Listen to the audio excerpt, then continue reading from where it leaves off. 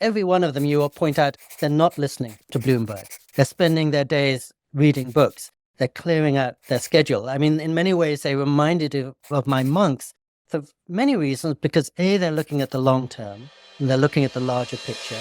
B, they're not listening to the chatter of the world, so they can hear something unusual and counterintuitive, and that's how they make original perceptions.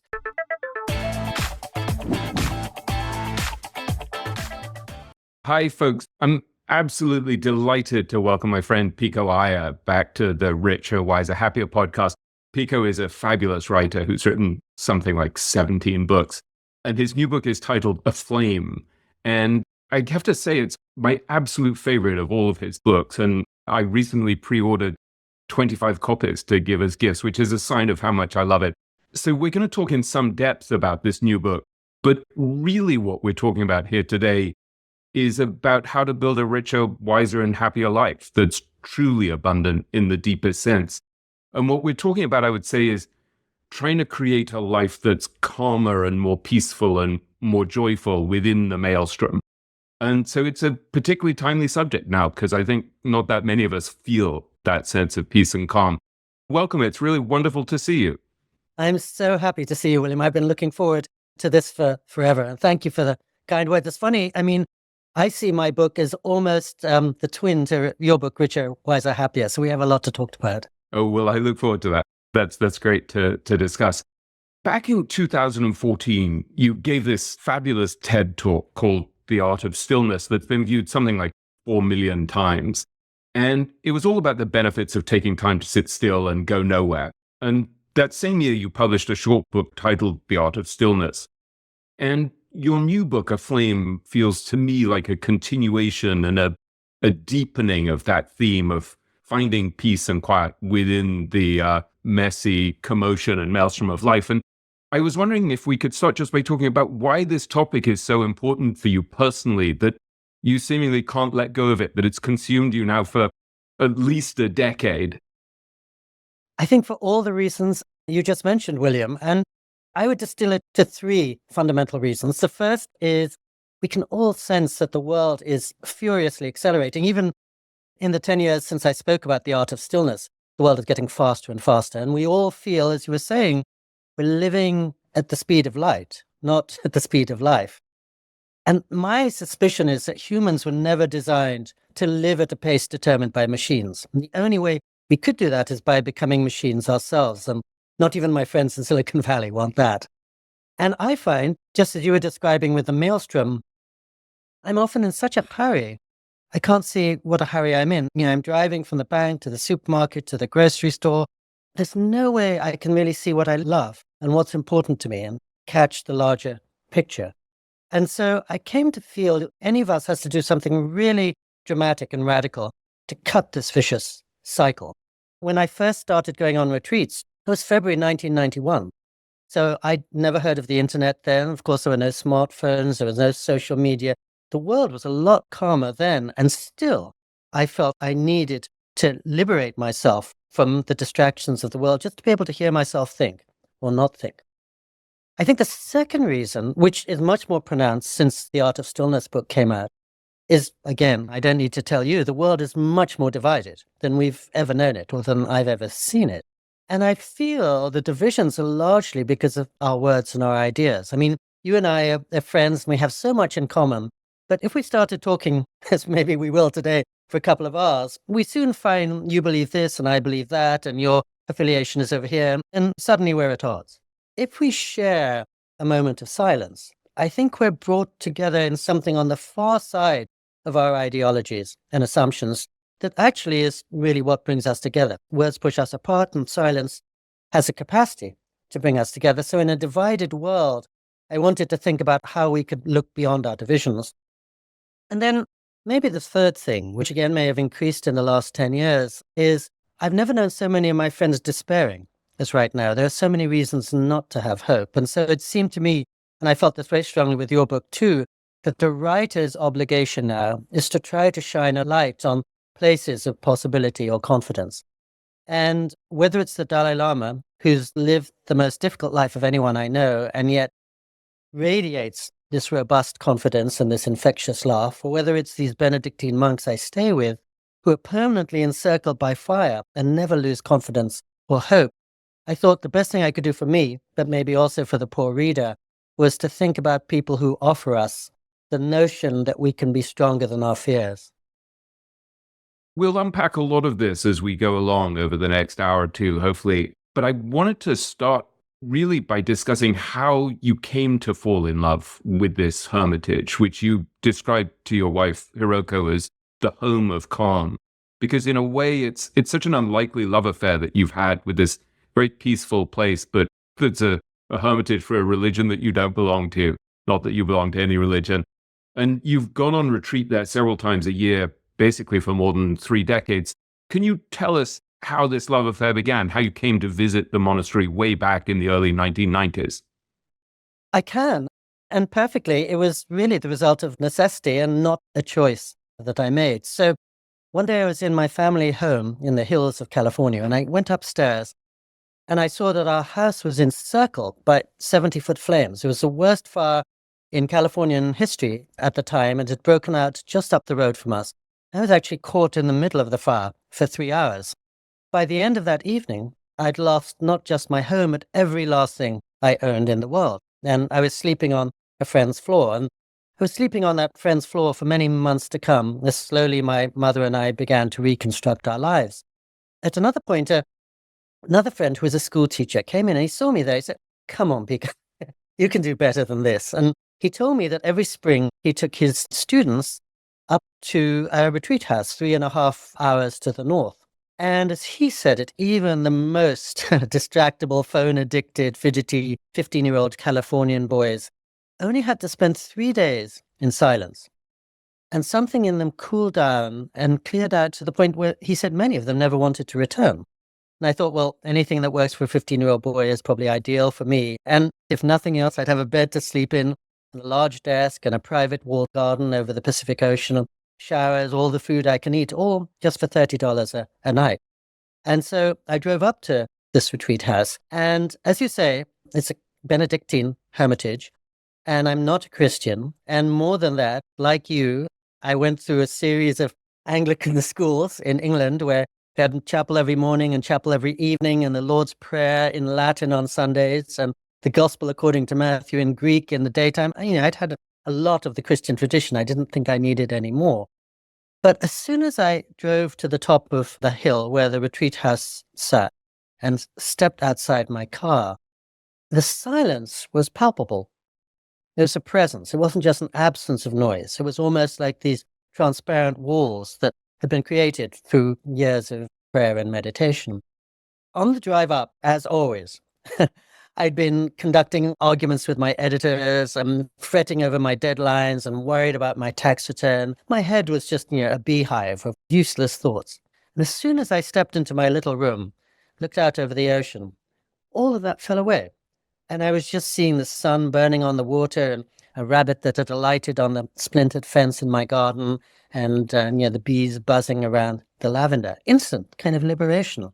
And it continued as long as I stayed there. And to go back to what you said at the very outset, I quickly realized I had never felt calmer or clearer or happier. So I did indeed start going more and more often, staying for 2 weeks, staying for 3 weeks, and often staying with the monks in their enclosure or even in one of their cells if the retreat spaces were full. And I think one of the great things for me was to cure myself of my many dogmas and preconceptions. And one of the first things I found was that these Catholic monks were so deep in their tradition. They were much less dogmatic than I or most of my friends are. I mean, to the point of opening their doors and opening their hearts to somebody who's not in their tradition. And I'd say the majority of people staying there are probably women. And I think maybe up to 50% of them are not Christian at all.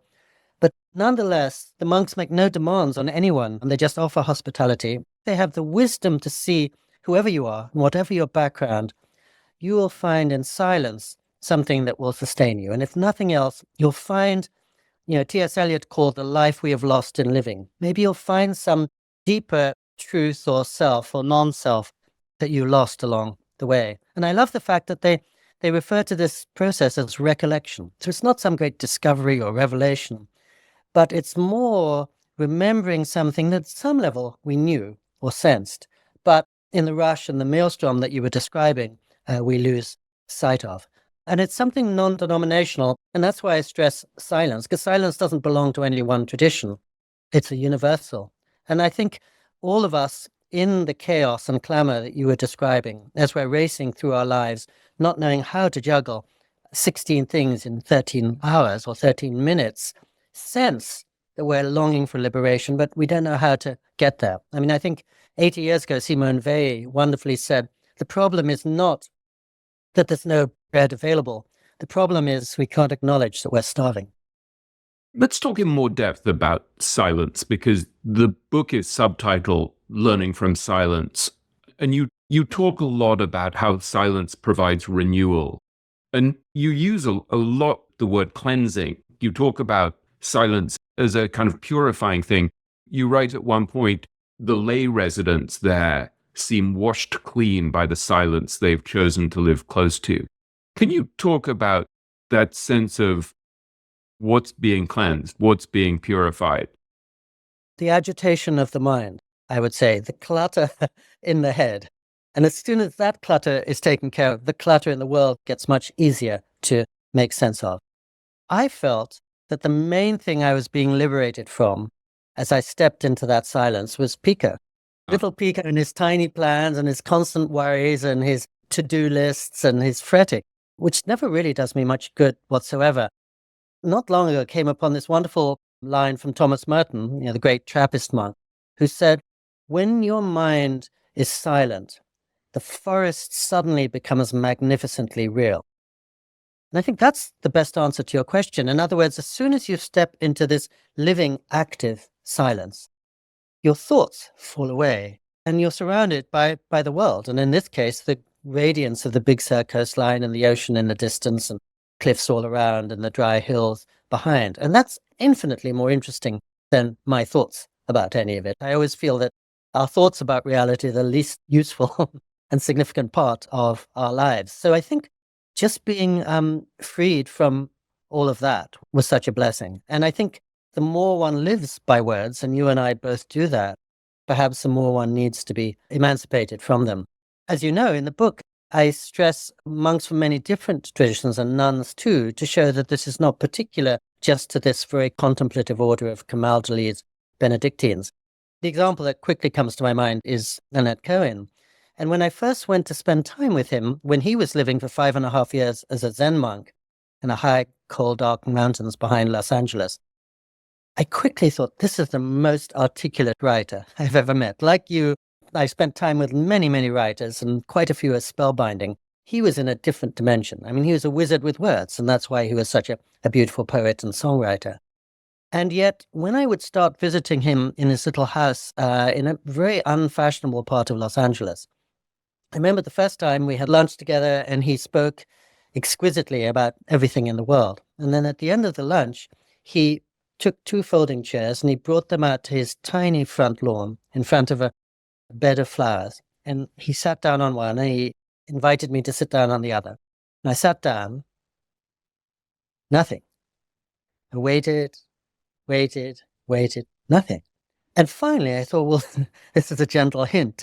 And I said, you must be busy. I should leave you. And he looked up at me, beseeching me, please don't go.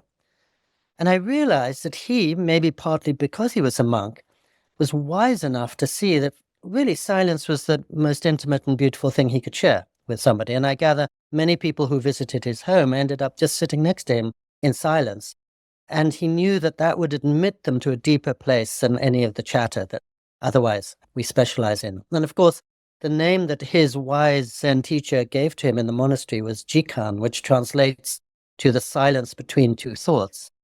And so to think of the most articulate, eloquent person I know being able to see that silence is infinitely more valuable was itself an instruction and a humbling for me. And I think, I'm sorry for such a long answer, but as I say that, I'm also realizing you too, everyone listening to this, has a social self and a silent self. And we need the social self to take care of our jobs and to go to the post office and to be cordial to our friends. But I think we all sense there's something deeper and behind that, that is to some degree the core of us. And that's really our ultimate treasure chest. When I went to the hermitage or into that silence, really to answer your question, the social self became immaterial and the silent self came to the fore. And then I could really remember what I love and therefore what I should be doing with my next 3 months. I'm so fascinated by the material in the book about Leonard Cohen, who we've talked about before, and I'm a huge admirer of Leonard Cohen. I found as I was preparing for this over the last few days, I was listening to Leonard Cohen in preparation while I was working on my questions. And one of the things that struck me, I think you've written the liner notes for several, maybe 4 of his albums, something like that. And one of the things you talked about was how he was torn between these two worlds, that on the one hand, he had this sense of this willingness to be in solitude and service as a monk.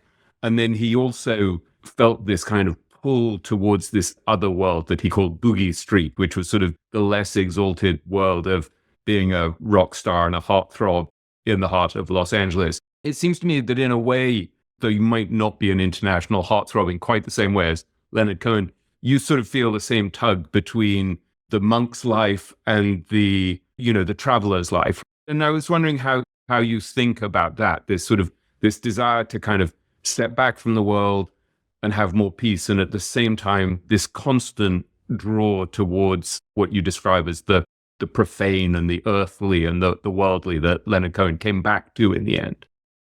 When Leonard Cohen began singing, especially his first record, and when I began writing, we did feel that terrible tug. Something in us told us that the world we saw wasn't the whole of the picture. There must be more. There must be something deeper.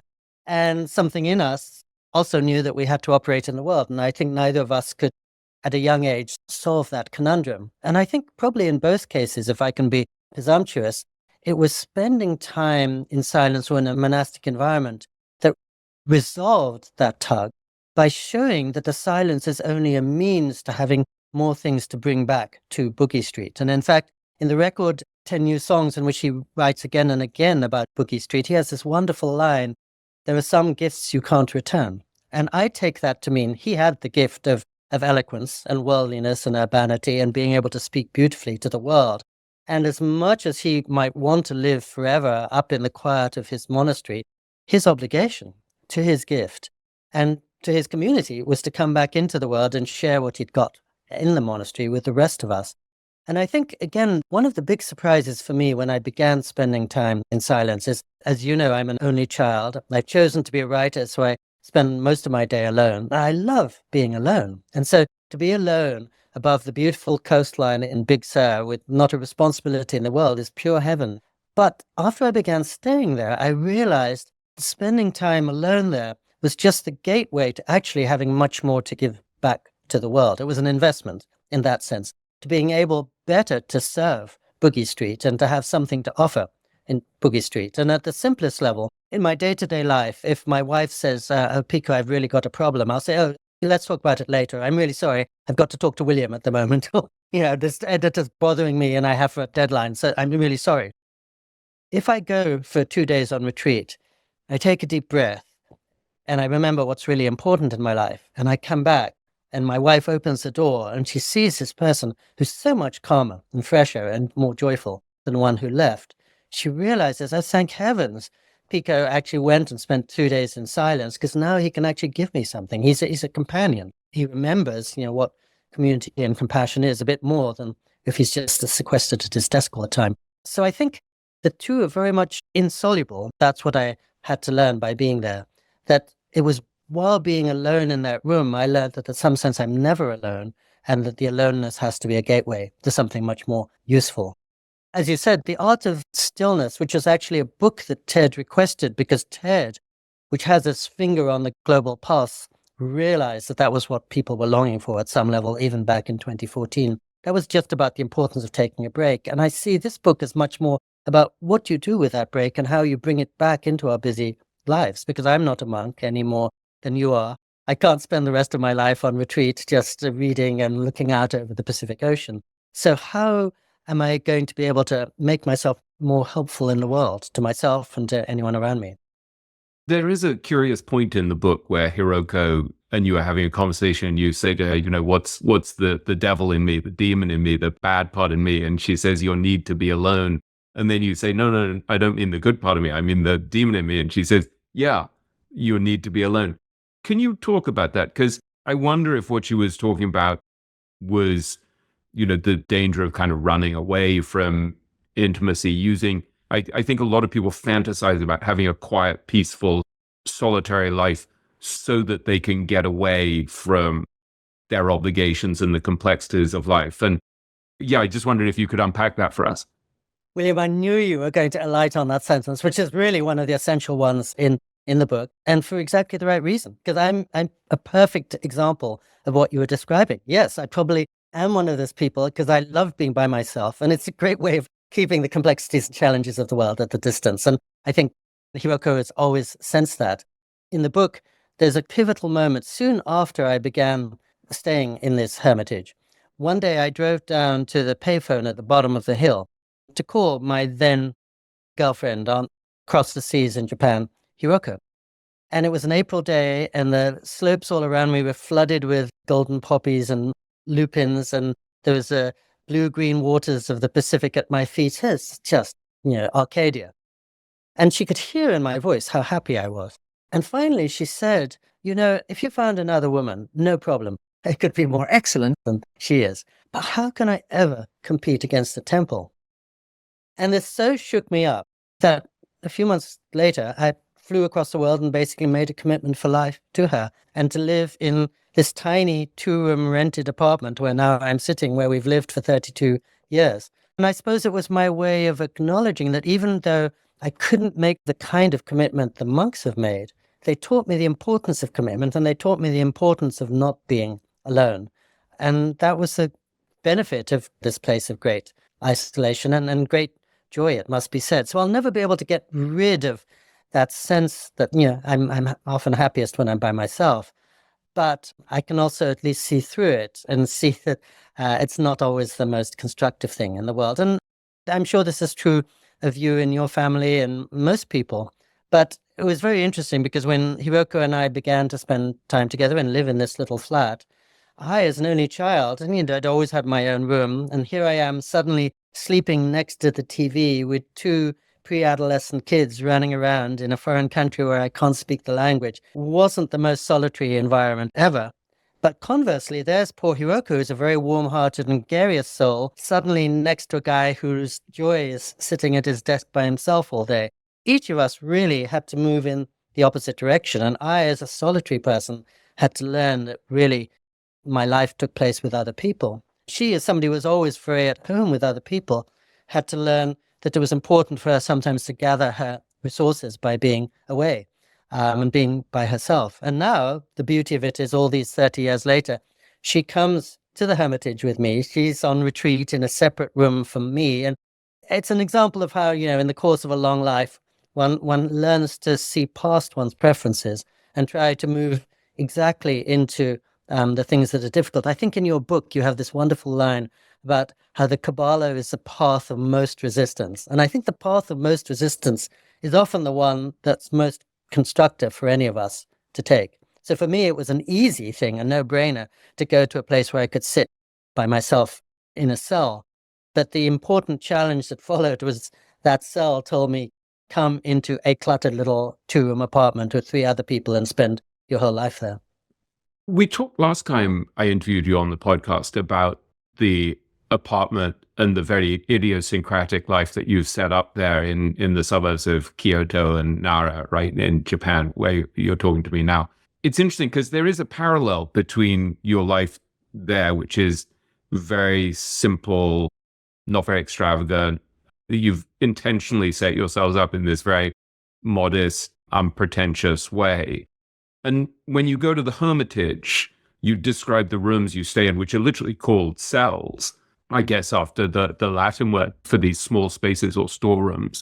And you talk about how they have a single bed and a rocking chair and a dresser. So basically these bare, uncluttered rooms. And you say at one point in the book, luxury is defined by all you don't have to long for. And it's such an important idea. And I wondered if you could talk us through this idea of not having so much and why that might actually peculiarly be a form of richness. Yes. Well, and I hate to say this, William, but I do feel that's the theme every one of the investors in your book is stressing. I think Warren Buffett actually says richness means having enough. But what I sensed with I think it's 9 different investors that you highlight is, of course, that the richness is just the means to the wisdom and to the happiness. And the richness doesn't mean the endless accumulation. As I think Buffett says, to have 6 houses instead of 1 is only going to be 6 times as many headaches for him. The important thing is contentment. And all the people that you cite in the book draw upon many of the people that I describe in my book. So whether it's the Stoics or Henry David Thoreau or all the wise people through history have said that, the Buddha too, that luxury is about being free of craving. You've got enough. I don't need any more. In most cases, we reach that stage pretty quickly. And it's then we start to think, well, what's really going to make me feel rich within? And that's when we start thinking about happiness and seeing that money can't bring us our happiness, but it can secure a foundation on which we have the chance to try to craft a life that will bring us to a state of contentment. So I know you write a lot about the art of subtraction. You're right that that's what I'm practicing, like most of the people you describe in your book. So not having a cell phone means I can give myself entirely to you in this conversation. Nothing's vibrating. I'm not worried that there are going to be 11 messages waiting for me when I'm concluded. Not having a car means 100 things I don't have to worry about today and for the next 3 months. And I don't think any of this is particular to me. As all the Stoics reminded us, it's not our circumstances that usually get us in trouble. It's what our mind makes of our circumstances, or it's longing to have something that we don't have. And, I still have longings, but I'm aware that they're the least productive aspect of my life, and they're the part that make me least happy. And it's the places where I see, I've got exactly what I needed that make me most happy. And so I think when I was working at Time Magazine, this was before you joined it, but I remember in 1986, I had lunch in Midtown Manhattan with a friend, and I was leading the life of my dreams at Time Magazine. And I said, my dream is to be living a quiet life in Japan and able to live off my writing. And it took me a while to get there, but I got there. So now why should I be dissatisfied? I think one of the things that's had such a big impact on me from being friends with you has been seeing it's the extremeness with which you live in alignment with those desires. I think I often feel misaligned. I feel like I have a sense of how I want to live, and I'm sort of directionally heading there, but there's still a great sense of misalignment. Whereas maybe it's because you're a little bit older, a little bit wiser, a little bit smarter, or maybe a little bit more stubborn. I don't know, but I think you've closed that gap much more. You're much more defiantly true to your version of what being happy and fulfilled actually is. Oh, well, thank you. That's a very, very generous thing to say. And all I can say is I did figure out probably in my late 20s what will really make me happy. And I think, again, like you, I had the advantage of this perfect job, the job I would have dreamed of as a boy, endlessly stimulating, very comfortable, never boring. But I thought I'm one of those people who craves time more than money, craves freedom more than security. And the virtue of having a good job, as you know, is that one can leave it because you're confident that if worse comes to worse, you can always go back and pick up that good job. So that's why I left Time Magazine when I was 29 to go and live in a simple, single room on the back streets of Kyoto. And actually at 29, I was much too immature to be able to realize that intimation that I had. But the intimation was the correct one that finally, years later, I could grow into. So I think, everybody listening to this conversation knows that the challenge in life is working out exactly what your priorities are and values, given that they're probably not the same always as societies. You're right. I like the fact you used the word stubborn, because I'm fairly generous with money and I don't notice how much I get, but I'm incredibly parsimonious when it comes to time. And I won't give any of it even to my closest friends in the world. And when it comes to freedom and security too, it wasn't hard for me to leave a settled job. But if you asked me, leave your freedom behind, I wouldn't be able to do that. Monks are devoted to obedience, poverty, and chastity. And I think even in my 20s, I thought I could manage poverty quite well. I don't mind living simply. And chastity, I didn't think was impossible, but I thought obedience I'll never manage. And I know now I never will. Stubborn is exactly the right word. So my job then was to construct a life based around the things I'd never be able to do and that I'm really bad at, and also based around the things that I had a longing for, that I sensed that would make me most fulfilled. And I think, one of the most important things I learned from the monks was just this notion that joy is the happiness that doesn't depend on circumstance.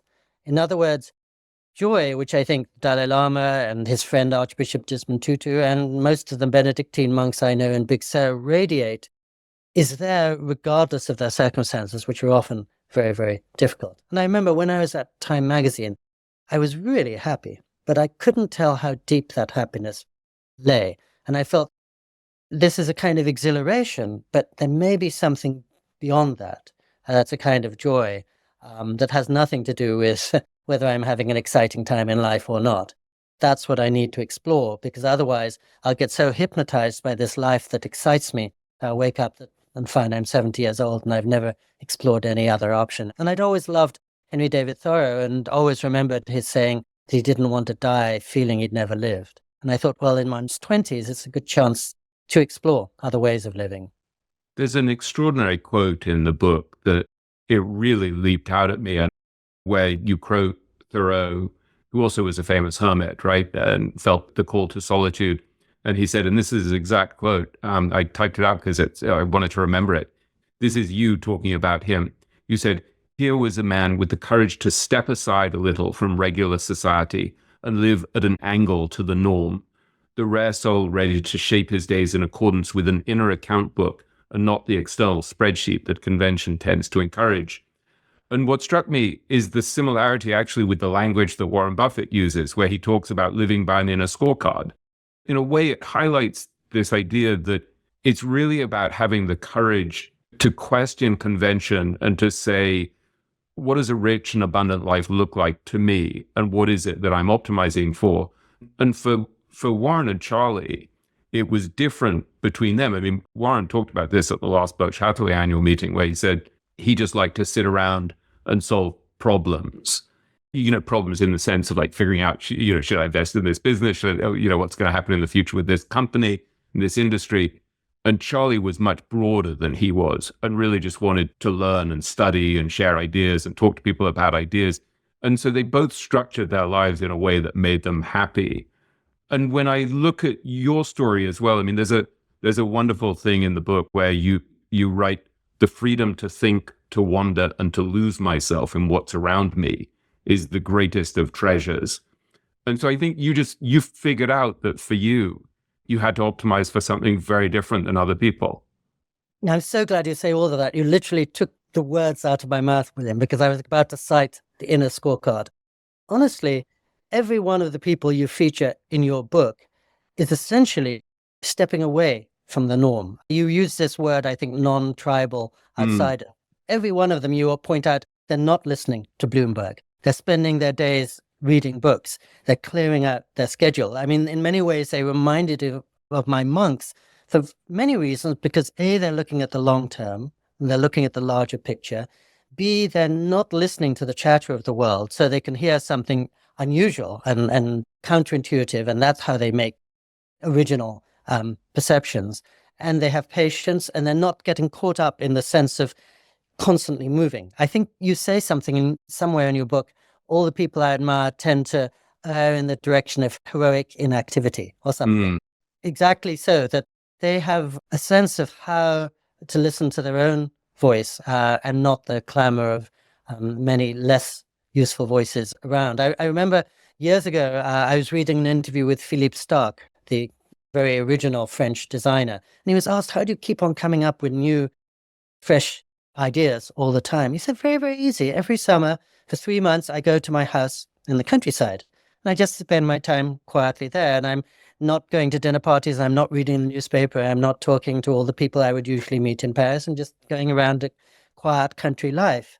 And so by definition, everything I come out with at the end of that 3 months is going to be different, outside the envelope, entirely other than what everybody is talking about in the 6th arrondissement. And I think all the people, the investors that you highlight, are successes because they're thinking outside the norm and outside the box and in different ways from others. And I think that's always been my notion of writers. I remember when I wanted to be a writer, I looked at some of the prominent writers at the time, whether it was Thomas Pynchon or Cormac McCarthy or Annie Dillard. I thought, what do they have in common? We never see them on TV talk shows. They're living in the middle of nowhere. They're not at every Manhattan dinner party. And that's why everything that comes out from them is radical and startling. And I love the fact you mentioned Thoreau again, because he's the answer to that question about Boogie Street. As you said, people often think of him as a hermit and as somebody who loved solitude and forget that he writes in Walden, I am naturally no hermit. I love society as much as anybody. He had, friends visiting him in Walden Pond on Saturdays, and on Sundays he'd go back to his mother's house for dinner.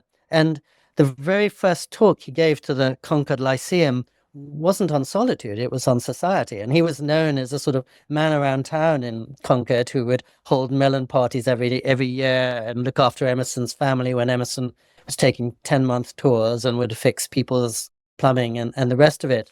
And so, again, his going to Walden Pond for 2 years and 2 months and 2 days was an investment so that he would have more to bring back when he started living in the center of Concord once more. And he chose to build his cabin right next to the railroad, along which a railway was going to be charging noisily 20 times a day. So he wasn't really seeking seclusion, but just the chance to sit in a margin long enough to be able to remember what was important to him and then have gathered resources he could bring back into the world and into Boogie Street. So I think his time at Walden Pond, like Leonard Cohen's time in the monastery, was the means to the ends of becoming a more useful member of society. It all revolves around this idea of defining how you're going to operate in the world in a way that suits you, that suits your temperament and your skills and your priorities. And you and I were emailing yesterday about Nick Sleep, one of the famous investors in my book, who said that he and his partner, Case Zakaria, Zach, would refer to themselves often as hermits and monks.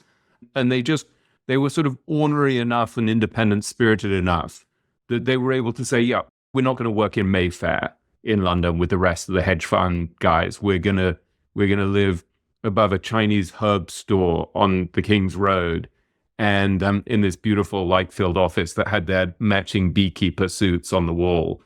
And Zach didn't even have a desk. I mean, literally had no desk. He just had a sort of easy chair, a sort of lazy boy chair. And so, yeah, there's something so amazing, I think, about that ability to live and work in a way that's true to you. And I think at a certain point when I was working on my book, I realized I'd unconsciously selected all of these people who were ornery enough and independent-spirited enough to live their way, because I think I had such a deep yearning to do it myself. And so in some way, they had kind of cracked the code of how to live in a way that was true to themselves. And in a way that, Munger talked about how the money really wasn't about, the fancy possessions. It was about independence. I think this gets at something so important, this whole idea of optimizing for freedom and independence, if that's what you happen to like. I think there are plenty of people who like to be part of an organization.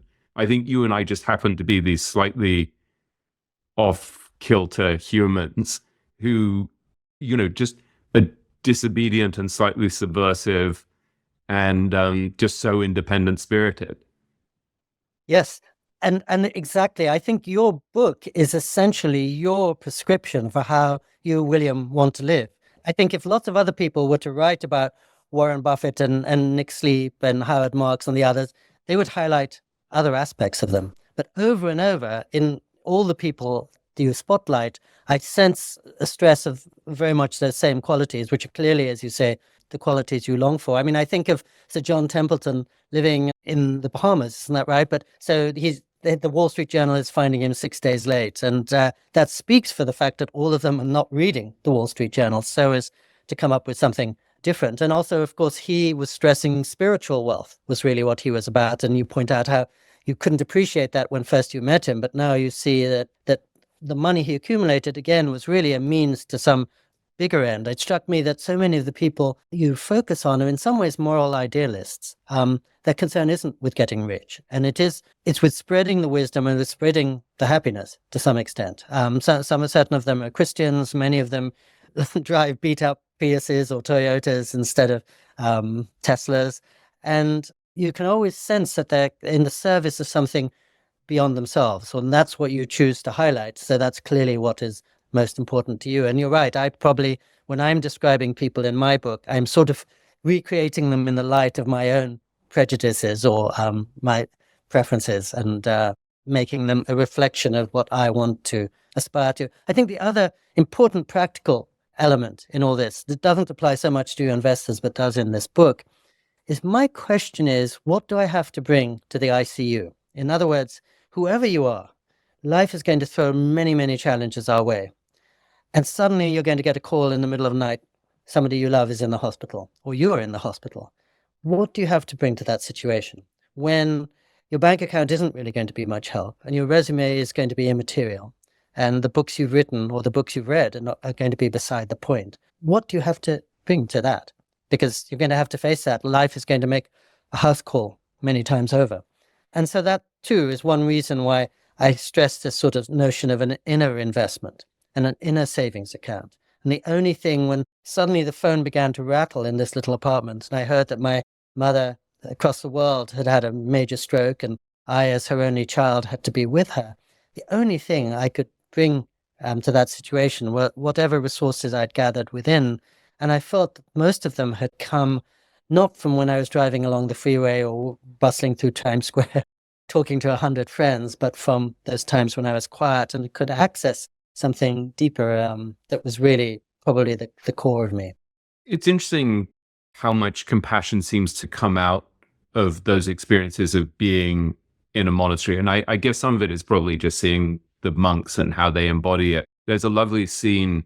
I think you see a wasp that's been annoying you, and and then you see the next day that it's dying, and you kind of take it out on a tray into the sunshine so it can at least, be in the sun in its last few hours. I was really struck by that, maybe this is a sort of Buddhist notion, right? That once you strip away all of the stress and the anger and the stuff that we have on the surface that brings out the worst in us, that underneath there's a kind of goodness to us. Do you have thoughts on that? I love that. Yes. I mean, Meister Eckhart in the Christian tradition said that the process of growing up is not addition, but subtraction. So in a way, stripping away all the clutter and the excess and the obscuration to find what is there deep down. I think the Buddhists also talk about cleaning windows. In other words, at some level, all of us are a transparent pane, but it gets clouded over and full of dirt and mud here and there. Our job is to take all of that away, and then we are transparent to the world. So I very much believe that, and I think certainly my Christian friends believe that, the monks that I spend time with. And of course, I've got to say, which I stress in the book, that after that evening of feeling compassionate towards a wasp, 2 days later, when I'm back in the middle of rush hour traffic down on the highway, I'm as frazzled and distracted and unkind as I would have been before, probably. In other words, it's not an instant cure, and it hasn't transformed me into some kind being. But as I'm in the middle of the rush hour traffic, shouting at the next driver, at least I have the memory and even the prospect of, there is a slightly better me somewhere in the world that if I am so moved, I can recover. I don't have to be always this fretful, agitated character. Again, it's a recollection of the better self we can be if only we can cleanse ourselves of the rest of it.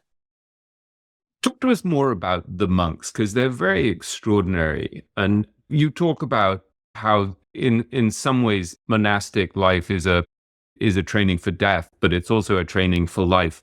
Can you talk about what their lives are like and what you actually learn from watching them that you can take out into the world and replicate?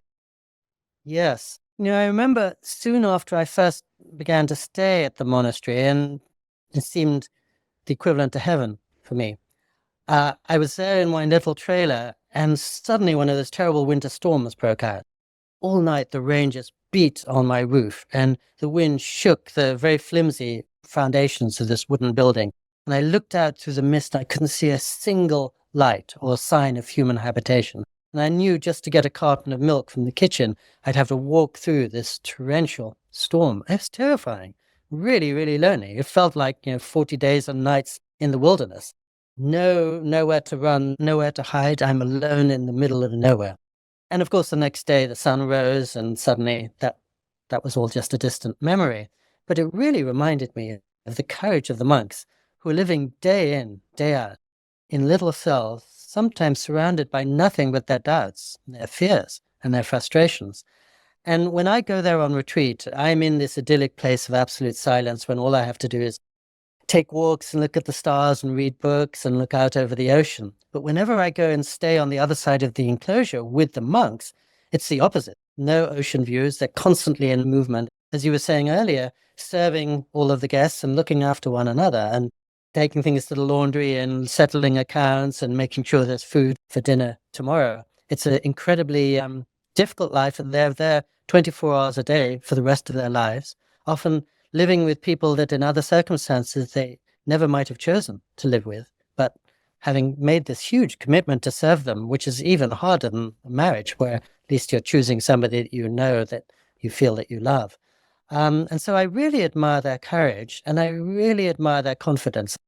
One of the recurrent themes in the book is that over and over, because they're living in this remote wilderness and far from the nearest post office, they're encircled by fire. And suddenly flames will surge over the ridge and nearly all of the monks have to take flight and evacuate.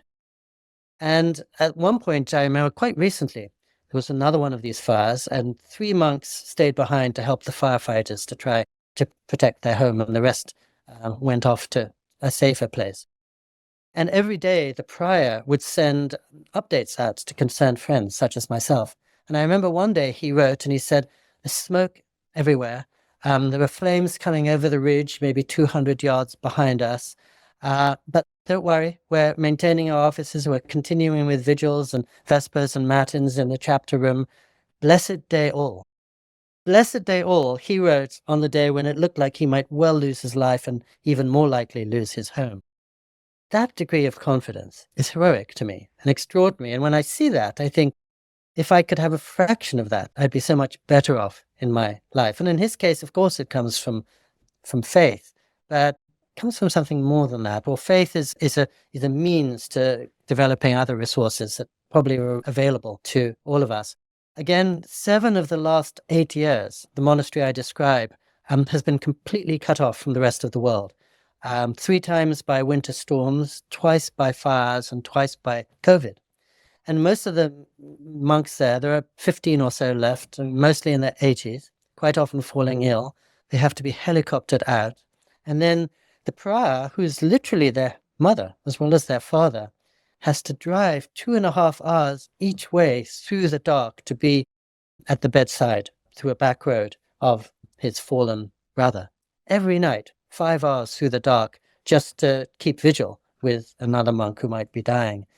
And to see that kind of devotion and obedience. And even you mentioned before, you and I are probably not always very good at joining groups, and maybe we're not very good at making leaps of faith or to certain beliefs.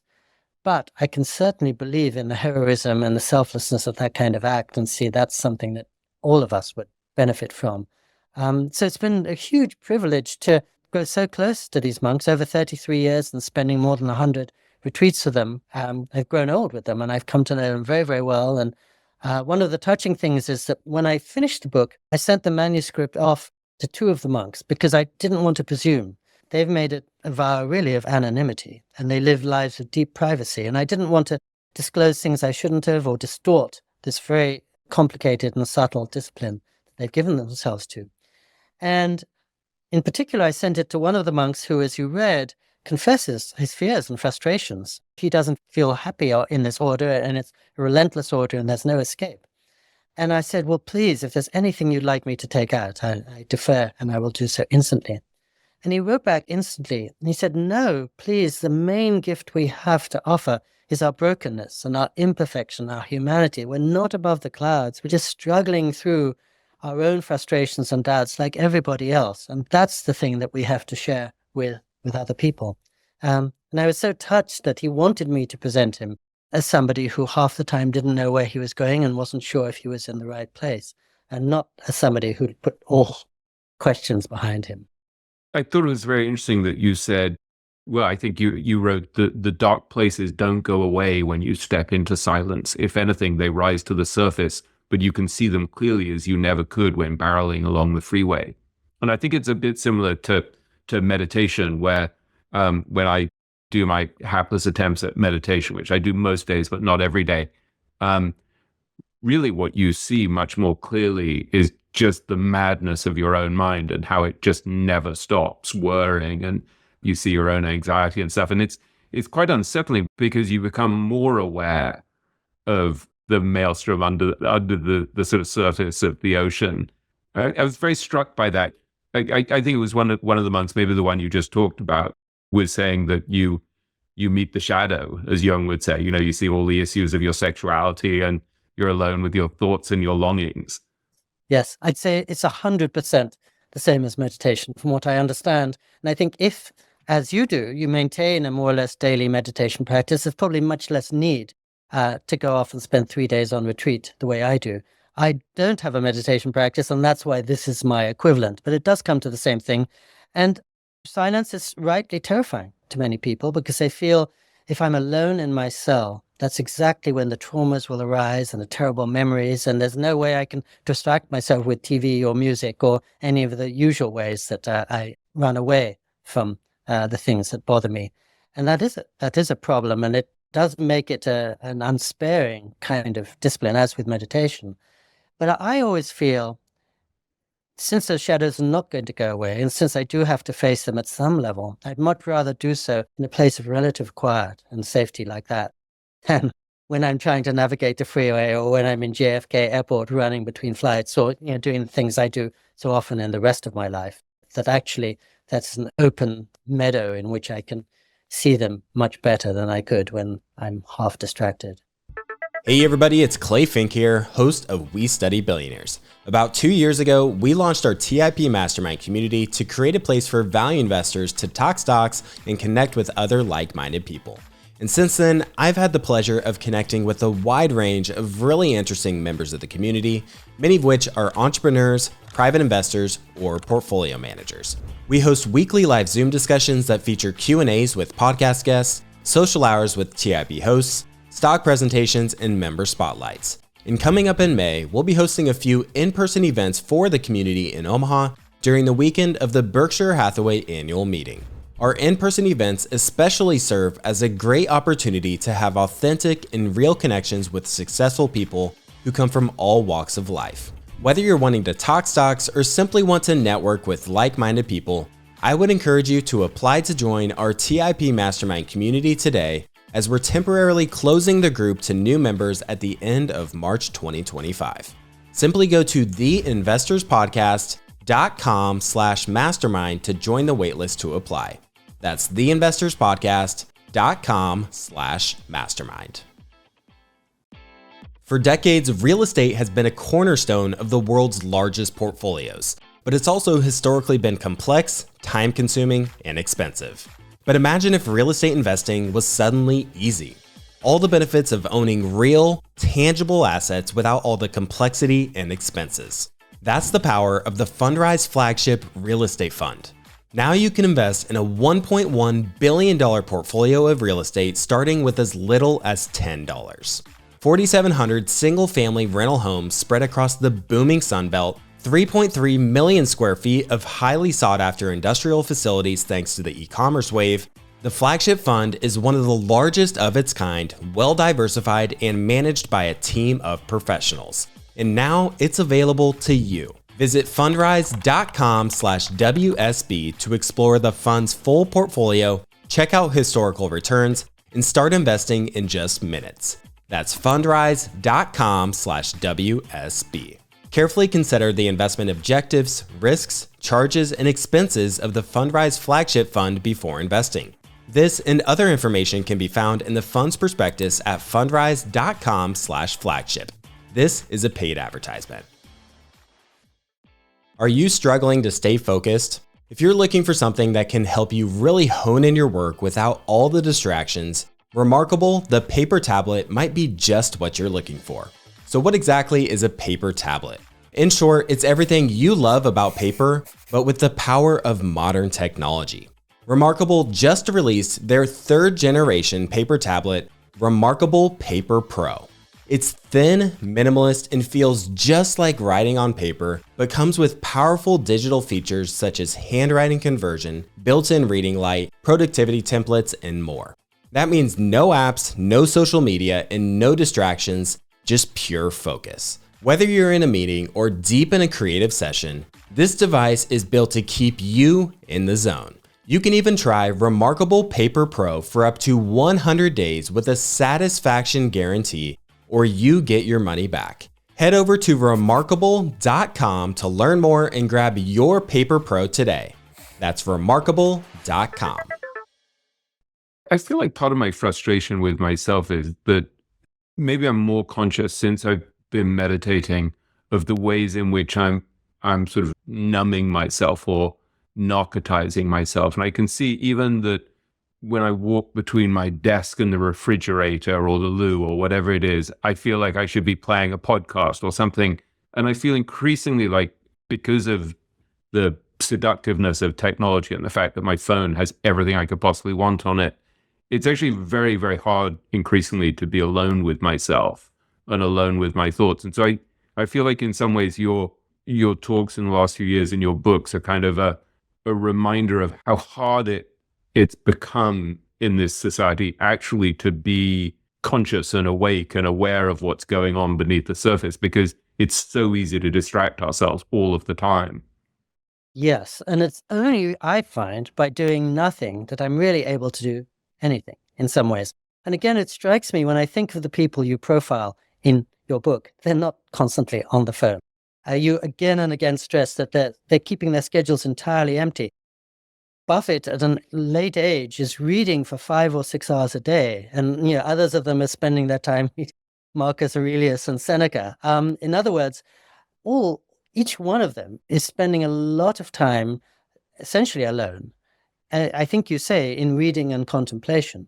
Yeah, I use the phrase intentional disconnection, and I think that's what they're doing. I think someone like Tom Gaynor very consciously would say, I remember him saying to me when I was in his office in Virginia when he was running the Markel Corporation with 20,000 employees, and he said, "How many times have you heard my phone go today?" And it was like once, twice in an entire day, maybe. And so he just constructed this life that was so quiet and peaceful.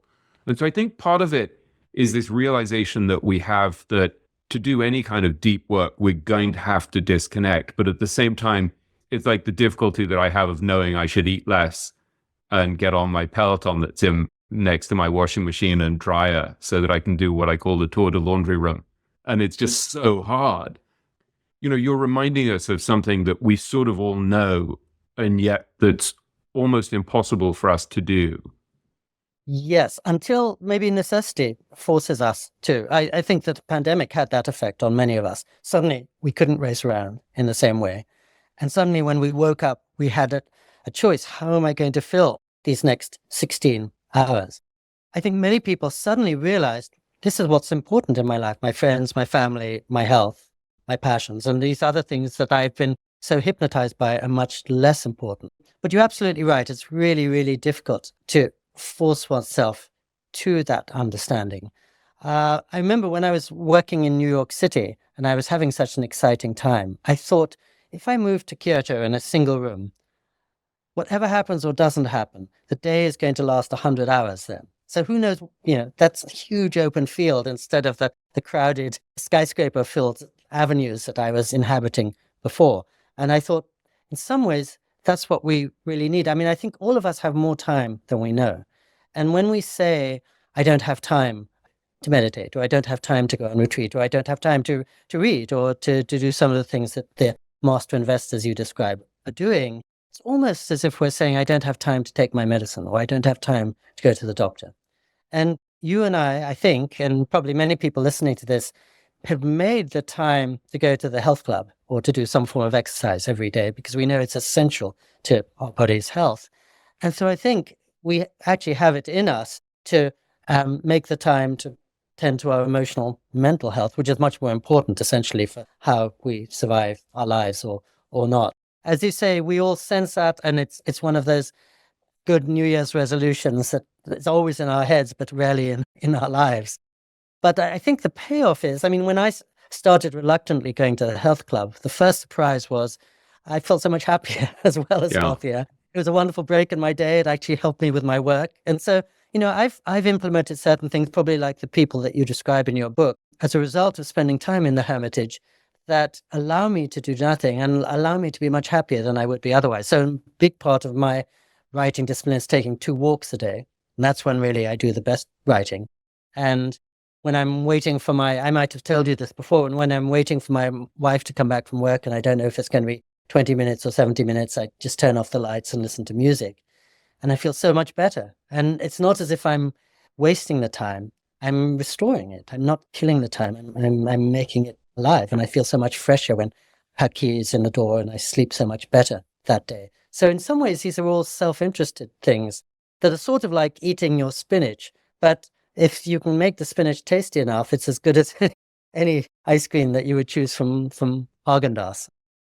And if it's going to make you feel happier at the end, it's worth it. And again, 100 years ago, J.P. Morgan, as most of the people listening to your podcasts probably know, gave himself 2 whole months off every year and said he could never achieve in 12 months what he achieves in 10 months. And that was when the world was so much slower. And that's why, whether it's CEOs or people in Silicon Valley, I think all the leaders that we admire have conscious measures that they take, whether it's going for walks or meditating or digital detox, to ensure that they have the space and time to think afresh. Yeah, I was very struck. You wrote on the final page of the book, in the acknowledgements, this book is about the beauty, you could say the sanctity of clarity and silence. It's also about how such treasures are available to us in many settings, not only monastic. And that really got me thinking about this idea of how we can access these gifts in our day-to-day lives. And you mentioned in the book things like when you're in a crowded airport terminal, that you'll very consciously go find a quiet corner in the sun. Can you think about ways that our audience can very practically take this idea of finding peaceful moments? And because you mentioned at some point, on leaving the monastery, that relapse can be so easy. I mean, how do you actually take this mindset of giving yourself more spaciousness and actually apply it in our day-to-day lives? I would say take a long hike, go and see a friend without your cell phone on you. Just sit quietly in your room for 20 minutes every day without any of your devices. And it doesn't have to be formal meditation, but just leave yourself in that undistracted space. So soon after I began going on retreat, and again, I apologize if I've said this to you before, I made this 3% rule for myself. And I thought, if I go on retreat for 3 days every season, it's only 3% of all the days in my life, but it completely transforms the other 97%.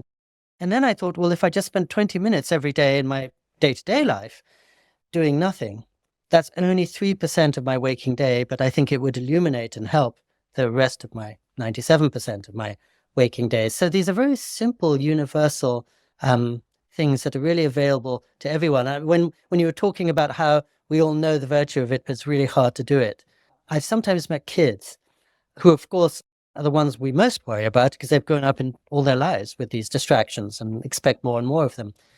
And they'll tell me how their parents will take them on a cruise, or they'll take them on a rigorous hike for a week. And they'll say, that first day on the boat, there's no cell phone reception, couldn't get on the internet. It's like the worst day of my life. I couldn't do anything, couldn't talk to my friends, couldn't play games, couldn't contact anything. It's just like losing my arms and legs. And then the second day of that cruise is like the second worst day of my life, just unbearable. I didn't know what to do. 24 hours felt like 24 years. And then the week of the cruise was the best week I ever had. Once you get through that harshness of cold turkey, suddenly you remember what you've been missing all along. And I think it's nothing more exotic than that happened when I first went on retreat in 1991 for 3 days because I was sleeping on a friend's floor. I was leading a fairly quiet life anyway, as a self-employed writer. Wake up in the morning, go to my desk and write away and take walks. So I couldn't complain of being too stressful. But nonetheless, as soon as I got there, it was as if I remembered something I'd been longing for, that I hadn't found a way to get to otherwise. And it was suddenly made me feel complete. And I think, again, that word recollection suggests that I find I'm so scattered most of the time. And as soon as I step into that silence, and when my monkey mind stops, I'm brought to a point. I'm one person. I'm finally, I'm recollected in that sense too. And it's such a relief. Last year, I had this strange experience that you were very involved in, actually, where I had booked to go on a 6-day silent meditation retreat with Sogyal Rinpoche, this great Tibetan Buddhist teacher that I've mentioned to you before, who I had on the podcast at one point with Dan Goleman. And then my life got so crazy. It was right before the Berkshire Hathaway annual meeting, and I guess Charlie Munger had passed away, and so I suddenly got all of these requests to give speeches about Charlie and various other things. And so I think I literally had 4 speeches to give in 36 hours, including 2 one-hour keynote speeches.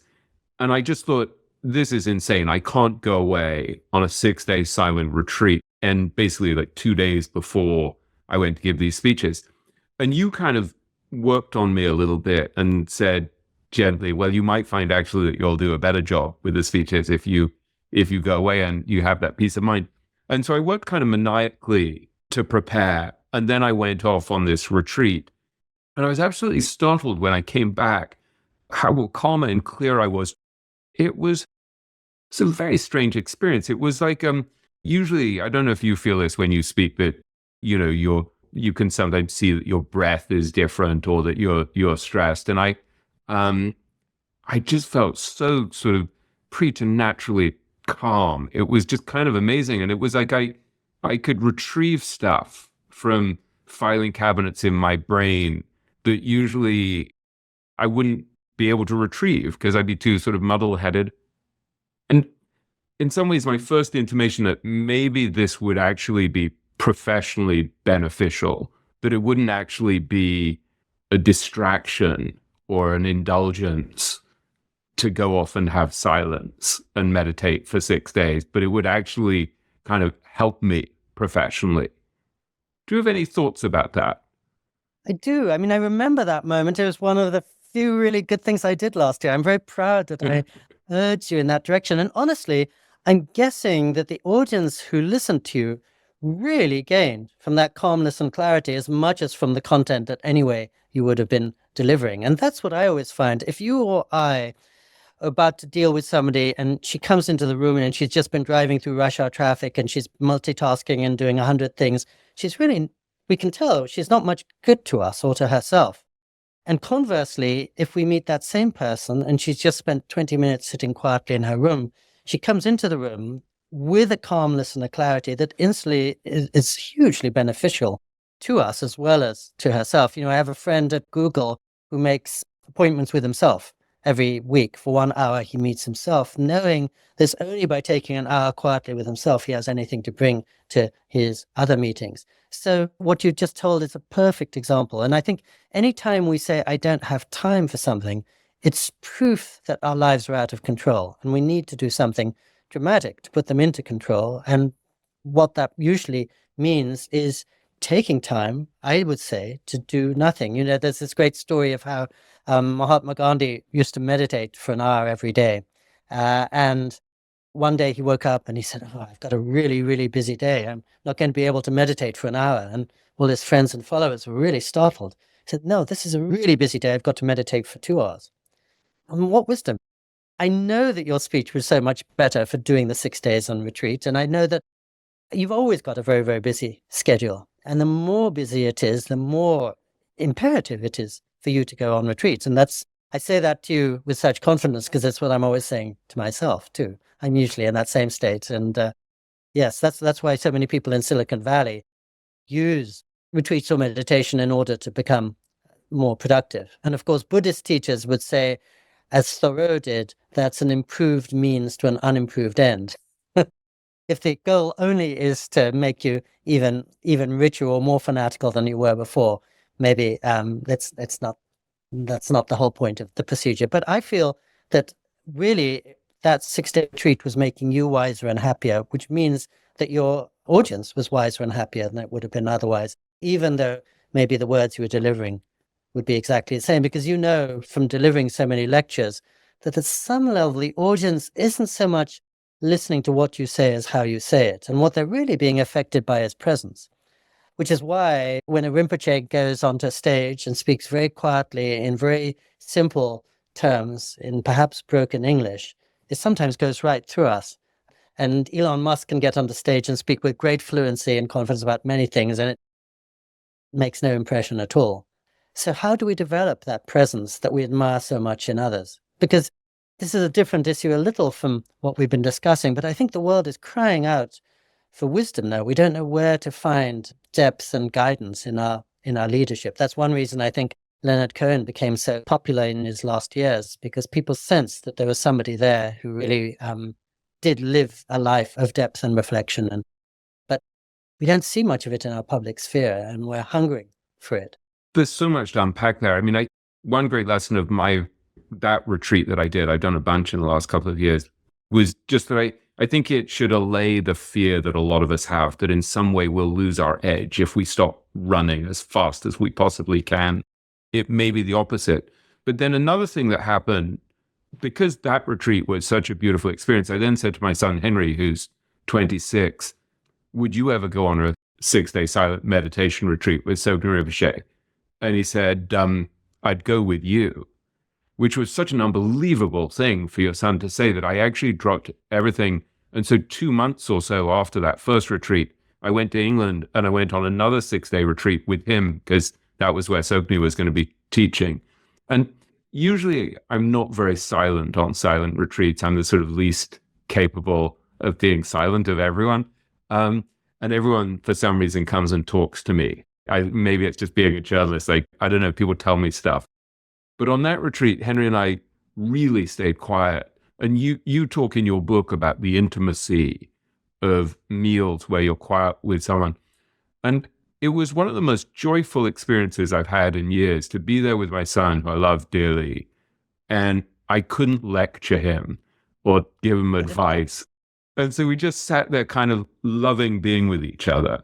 And so there's something almost visceral I think you have to experience, that you've obviously experienced so many times, about that intimacy and joy of not being able to speak. I've been lucky enough to travel a lot around the world for 50 years, as you know. And so I'm always sharing with my friends who are so remarkable to go to Ethiopia or Antarctica or wherever it is. And this is the equivalent, probably the most exciting adventure I've undertaken in my life, even though I'm not a religious being. And so I say to my friends, there's some equivalent in your life, and maybe you'll enjoy it just as much. And the question I was just going to ask you, William, is it fair to say, however sometimes difficult and even maybe tumultuous they've been, you've never regretted one of the retreats you've taken? No, they've really been the best thing.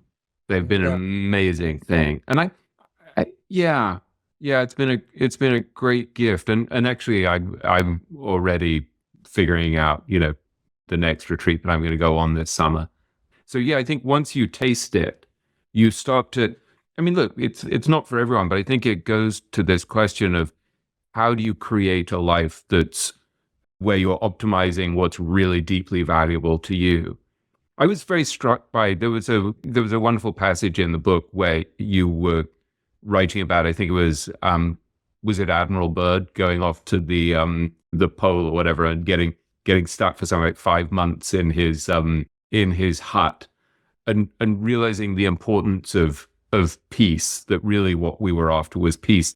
It's a lovely quote. Here it is. He goes to the South Pole, and you write, in his little cell, he came to see that success might be another word for peace, and peace at heart for freedom from ceaseless striving.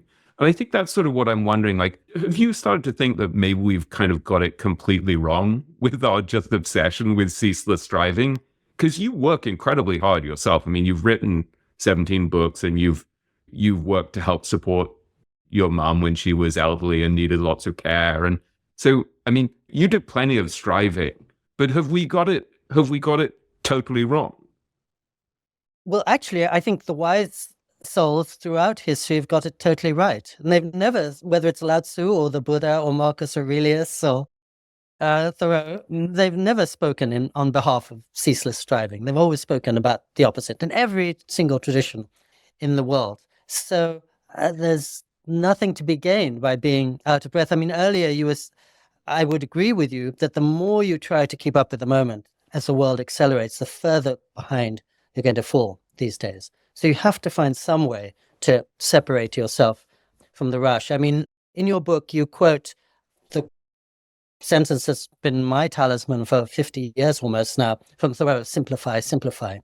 And so Admiral Byrd, stuck for 5 months alone, very close to death near the South Pole, he was living in the simplest, most uncluttered existence possible. And this was an incredible dignitary who was a friend of President Roosevelt's and was the only human in history to have 3 ticker tape parades through New York City. So he's one of the most eminent men of the world. He's suddenly in the middle of nowhere.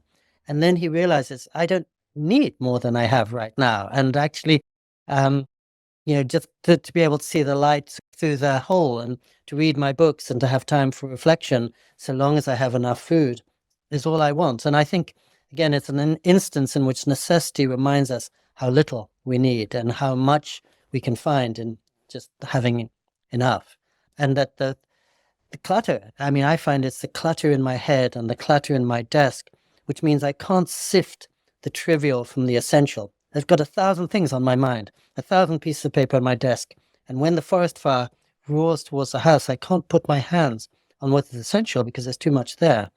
And that's what going on retreat helps me to do. Just always keep in mind, this is the important thing that I need to have at the top of the pile, on the top of my mind, and the rest can pretty much fall away. And I loved what you said about already scheduling your retreat for next summer, because I found that it is such a release and a liberation for me that just to know that I've got this in the horizon or that it's a possibility transforms my days, especially sometimes when the days are very busy and stressful. I mean, you kindly said that I work very hard, which is true to some extent, but it's partly a result of coming to this little flat in the middle of nowhere in a country where I don't speak the language, where if I work for 8 hours as soon as I wake up, which I do, I then got 8 hours free just to take walks and see the temples of Nara and hang out with my wife and see movies and go to the health club, and 8 hours of sort of uninterrupted pleasure every day. So it doesn't feel like hard work. Whereas I think when I was in New York City, I was probably getting 3 hours of work done every day, but I was spending 16 hours a day in the office. So I decided, rather than spending 16 hours every day to get 3 hours of work done, I will go off by myself and do 8 hours every day and get 8 hours done, and then enjoy the rest of my time unencumbered. How do you think about this whole issue of kind of achieving success and fame and all of that as a writer and speaker? Because you write in the book about how in the early days you wanted to be different and original. And then you write about how you come across these monks who have committed to being invisible, as you put it. And so there's a part of you that seems to be captivated by the possibility of sort of erasing the self, the ego. And then there's a part of you that's very much out on Boogie Street, right? That's trying to make a living, trying to hustle, trying to build a following, I think last time I checked, your TED Talks have been viewed like 12, 13 million times. I mean, you're a very well-known guy. How do you reconcile those conflicting urges to be sort of in the world, building a successful career and having an impact on a lot of people, and your awareness that in some way ego is the enemy and you want to kind of dissolve the ego? As with your earlier question about Boogie Street, I don't see it as a contradiction. In other words, I feel the more time I can spend either on retreat in my hermitage or just living in my quiet life in Japan, the richer is the stuff I can share with the world. Yeah, and I've got all the money I need. My rent here is $500 a month. I can still afford that. So it's not as if I need much more money. And if I want my books to be interesting to people, then I need to spend as much time as possible just in the middle of nowhere, not on Boogie Street. So actually, your retreat story is a perfect example that you, William, were asked to give a talk, probably to a lot of investors who are very real world people. And the best way that you could do that was by going on retreat. And then the fruit of that is that when you, William, came out, as you said, you were calmer and clearer, and you didn't have, I'm guessing, designs on the audience. You weren't trying to impress them. You weren't wanting them to go away thinking, oh, William's great, Green is fantastic, and I've got to read his book. You actually, I think you probably left your ego far behind. And, I think most of the writers I admire, at some level, I'm responding to them because I can tell they have no designs on me. If you and I see two people on stage and one of them is really trying to play to the crowd and make a good impression, and the other is like a Tibetan monk and not even caring whether people are walking out, we'll be drawn to the Tibetan monk, I suspect. And I think it's the same on the page. So even in that regard, I think ego is going to be counterproductive because that's what comes between the writer and the reader, and it comes between the writer and the world. Trygve Isherwood, in his wonderful way, said the ego is like a fat man who will stand in front of you at a horse race, which is, taking all the fun out of life if he's there. So it's in our own interest to get rid of him, because then suddenly we can enjoy the race and not take ourselves so seriously. Again, sorry to bring it so often back to your book, but I felt that one of the motifs in Richer, Wiser, Happier was that nearly everyone you talk to regards it at some level as a game, which means they're not taking it too seriously. And there's some degree of detachment from it. And that's what allows them actually to be, I think, partly so successful. And I read it as, in some ways, their ego didn't seem so much involved. They were fascinated by the process. And when they did get rich, many of them were using it for philanthropic purposes. So it wasn't as if they wanted to get their sixth Ferrari, though some of them would be happy to have one Ferrari and were very glad of the Ferrari they had. But they saw that they didn't need the next 5. But if you think of it as a game, then your ego is going to be much less involved, and the results for everyone are probably going to be a lot better. So, I think if I was still living in New York City and doing the kind of things that might help get a book win recognition, the book would be much weaker, frankly, and wouldn't be one that I respect. And over the course of my career, I've written some books that are quite successful that I don't respect at all, because I think they're written very quickly and can be read and taken in very quickly, just the way anyone probably can make a dazzling impression for 5 minutes.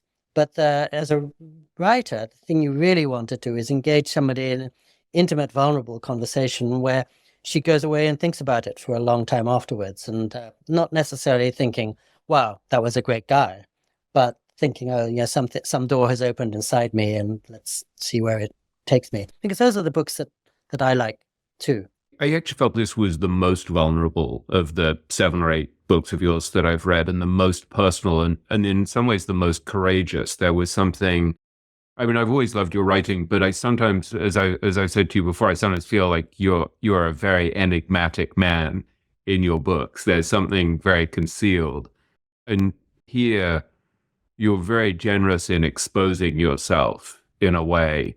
I was wondering if you were very consciously doing that, or if you were scared of doing it, because there's something much more intimate about the book. I was trying for it. I was trying for many things. As you see, I wrote it in a very slow way to try to rescue the poor reader from rush and acceleration, so that you're forced almost back to a human pace. You're walking when you read this book rather than racing to keep up the way you would otherwise. So it's partly trying to bring the reader back to some calm and silent and spacious land within herself or himself. And to speak to your earlier question about ego, the deeper we go inside ourselves, the more we share with everybody else. So at some level, I keep stressing in the book that when I'm in my little cell and I'm scribbling away in my diary, I'm pretty sure that half the people who are also staying on the property at that time are scribbling exactly the same sentences. In other words, we're freed from our individuality. We're part of some larger whole, and we're speaking for some collective whole, which is why if you read an anthology of poetry or wisdom, so much of it comes from the author named Anonymous. And so at some level, this book could have been written by Anonymous, I felt, in the sense that I'm not using the sort of particulars and surface of me to engage the reader or to make an impression on the reader, but I'm trying to come to that part of me which William would instantly recognize as part of himself. And the beauty, as I say, for me of going on retreat is being released from that individual self to a sense of something much larger and much more lasting.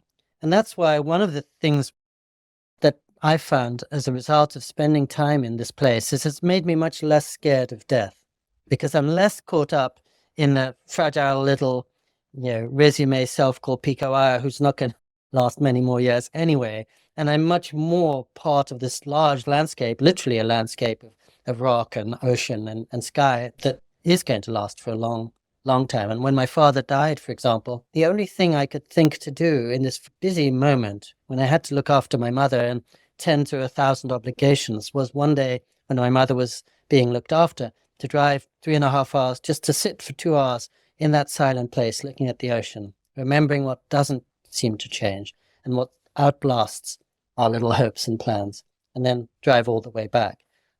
That's taking us a long way from your question. So I think it is it's a more intimate book. I've always loved haiku because they're deeply personal, but they have nothing to do with personality. A typical haiku will say, snow falling, the geese are flying, an empty road. So you can feel how much emotion there is in that, but it's nothing about the speaker. He's really admitting you to a shared space. And insofar as this book feels to me a little like a series of haiku, the hope is that it's very personal, but in a way that has nothing to do with the kind of froth of personality. It's really a beautiful book. I'm certain that it'll endure, because I'm certain I'll go back and read it multiple times. And I think one of the reasons is that you're also dealing with these very universal issues that all of us wrestle with, but maybe often we want to avert our eyes from them. And so this whole issue that you mentioned before, for example, of the fires, which we spoke about, I think, on the podcast last time we chatted, it's this sense that that this beautiful place, this monastery, is constantly in jeopardy. It's a wonderful metaphor for uncertainty and unpredictability and fragility and vulnerability. And I wonder if you could talk about that, because I think we probably spoke about last time we were on the podcast together, this idea of dealing with uncertainty is so central for investors and for everyone else, right? We live in this world where, as you found, when you first went to the monastery, it was because a fire had just destroyed your home. So this question of how the monks deal with impermanence, deal with uncertainty, I'd love to explore that a little, because I think there's great wisdom that you're sharing in the book about just dealing with the fact that nothing's going to last and that we have no idea what's going to happen next. Yes, and that there are absolutely no guarantees. And again, I may have said this when last we spoke, but I've always been touched that Pope Francis doesn't pray for answers. He prays for the courage to live with answerlessness, because that's where we're all living round the clock, with answerlessness. And again, it came home to us so forcibly in the pandemic, the universal and changeless truth that we never know what's going to happen tomorrow. And in fact, at one point, I wanted as a cover of the book one of those classic statues of the Buddha sitting surrounded by flames, because the central question of the book is the central question of the age that you just posed. How live calmly in the midst of uncertainty. And of course, the monks have great faith, which is, I think, what really helps them through many things. And they have great discipline. But I think one of the reasons I was drawn to this place is that it's 1,000-year-old order. And so their discipline and routine has withstood any number of plagues and warfares and tumults and earthquakes and fires through the centuries. I've never been much drawn to a spiritual center that's based around one human or based around some teaching, because I always feel that a human is mortal and infallible. And I don't want to go to a place where I'm being told this teaching is the way. And when I go to this place, as I say, there are no rules and no expectations. Nobody's asked to attend any of the services. But I just feel I'm part of this cycle that's been going on since Saint Romuald founded the Camaldolese order in the year 1012, that has been found to be able to withstand the many vicissitudes of the world. And when I think back on it, I think one of the critical moments in the book for me is when at one point we've rebuilt our house after that terrible forest fire, and we have to evacuate it again and again, because we're up in the hills of California asking for trouble, and the flames are more or less perpetual, certainly increasing every year. So we have to run out of our house and stay downtown just as we were staying after our previous house burned down. And at the same time, I see in the newspaper my friends in Big Sur had to evacuate their monastery, and my refuge, my sanctuary, looks as if it's about to go up in flames. And I don't know what to do. And I step outside one morning, and I don't know whether I want to look up into the hills where our house is meant to be or not to look up, because I may look up and see there's nothing there. So what can I do? I don't know if I'll have a home to go back to tomorrow. And I don't even know if I'll have a monastery to go back to next week. And so I remember that there is a Catholic retreat house, Anglican retreat house in my hometown, up on the top of a mountain again, with a beautiful view over the Pacific Ocean. It's 15 minutes away from where I was staying. So I drive up there and I step into the garden. And again, the silence is immaculate, absolutely liberating. And I see the planes flying over to where the fires are, trying to contain them. And I look out on the ocean in the distance. And I really do feel renewed and restored. And thank heavens there's this quiet place that can give me confidence at a time of great fear and anxiety. And then I go back into my life, and as it turns out, the monastery is saved and my house is saved. But that very same year, the sanctuary which I'd gone to in my hometown burnt to the ground 5 months later in the next fire. And so in certain ways, these fires are doing a good thing by just reminding us not to take anything for granted, to live each day as if it may be our last, and to remember what's important to us and what is really sustaining, because we could be stripped of anything tomorrow. And if it's not fire where you're living, it could be hurricane or flood, or all the things that are rewriting the world every moment. And of course, if you live in California, you quickly see that fire is part of the natural cycle. So literally the vegetation and the trees can't live without the fire. And then the question becomes, as you said perfectly, how do we live with the fire? And I feel so sort of open and free with you, William, as I never would with anybody else on any other podcast. I just want to go back to your last question, which is such a good one, where you were asking about how this book feels very vulnerable and intimate in a certain way. And I was trying to explain how I saw it. But it's very much as I see your book, because your book is, on the face of it, entirely external. It's entirely about these heroic investors and the things that we can learn from them, and how they've charted their own individual course, each one of them, and come up with a different way of beating the market, you could say. But as we were saying maybe an hour ago, really you've selected aspects of these investors and certain qualities that are reflections of the ones that really speak to you. And so in that sense, it's a very, very personal book. That's really the book that only you could have written, and the qualities only you could have found in these people, even though you barely have the word I throughout the book. And anyone picking it up casually would say, this is just a journalist's objective account of various investors. But it's a deeply personal book. Thanks. And that's how books work wonderfully. I think that at some invisible level, we're bringing something to them that could only come from us. And that's what gives them a certain strength or beauty. I think both of us are wrestling very honestly with the question of actually how to live. We're grappling with questions like, if everything is unknowable and the future is unknown, and a fire can come or a mudslide can come in the case of your hermitage at any point, how the hell do you find peace? And so I think for both of us, when we're interviewing other people, we have so much skin in the game, because we're really wrestling with these questions of how do we deal with our own mortality? How do we deal with our failures, our disappointments, our yearnings, the people we care for, but that we don't have control over? And I feel like both books are very, there's something quite unexpectedly heartfelt about both of them. Yes. There's a beautiful character in your book who I love, this old lady, Therese, who'd been living at the monastery for over 20 years. And she was talking at one point about how 7 of her trees had been blown down by a tornado. And then there had been a fire evacuation, and her husband had died of a heart attack during the fire evacuation.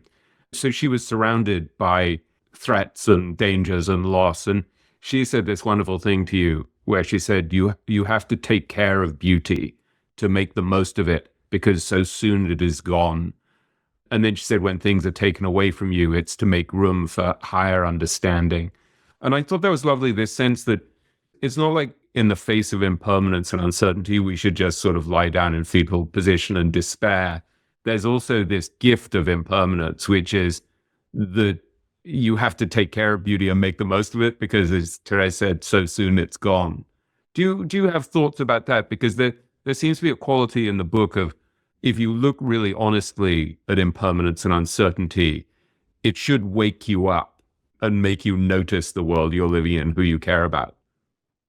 Yeah, I mean, the Japan in which I'm sitting right now is premised on that. And as you walk down the streets of Kyoto, there are literally signs, helpfully translated into English, saying, enjoy this moment because tomorrow you could be white bones. And there are bells tolling that message. And as you know, the first page of this book, Aflame, I mentioned beauty maybe has to have a trace of mortality in it.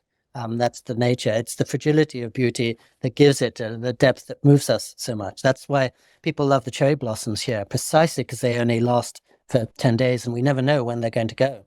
And if they did last all year, nobody would look at them twice.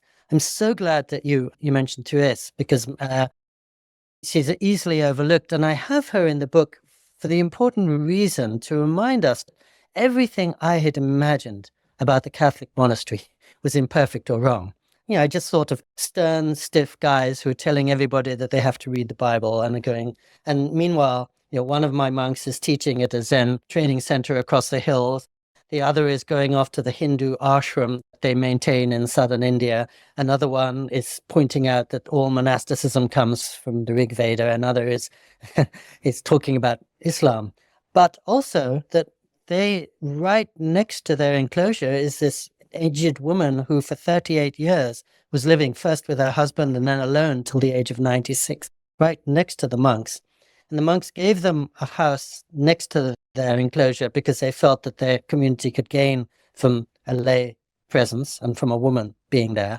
And then when the husband died, the monks promised to look after this lady Therese until her final breath. And what always struck me was that because she was living in this cottage in the valley with very, very few duties, she was actually the great contemplative in the community, because the monks, as I was saying, are very, very busy, and one's taking care of the bank books, and another is talking to the lawyers, and the third is having to go and buy the vegetables. And she is just sitting there for 36 years contemplating death as much as anything. And so I got so much wisdom from her.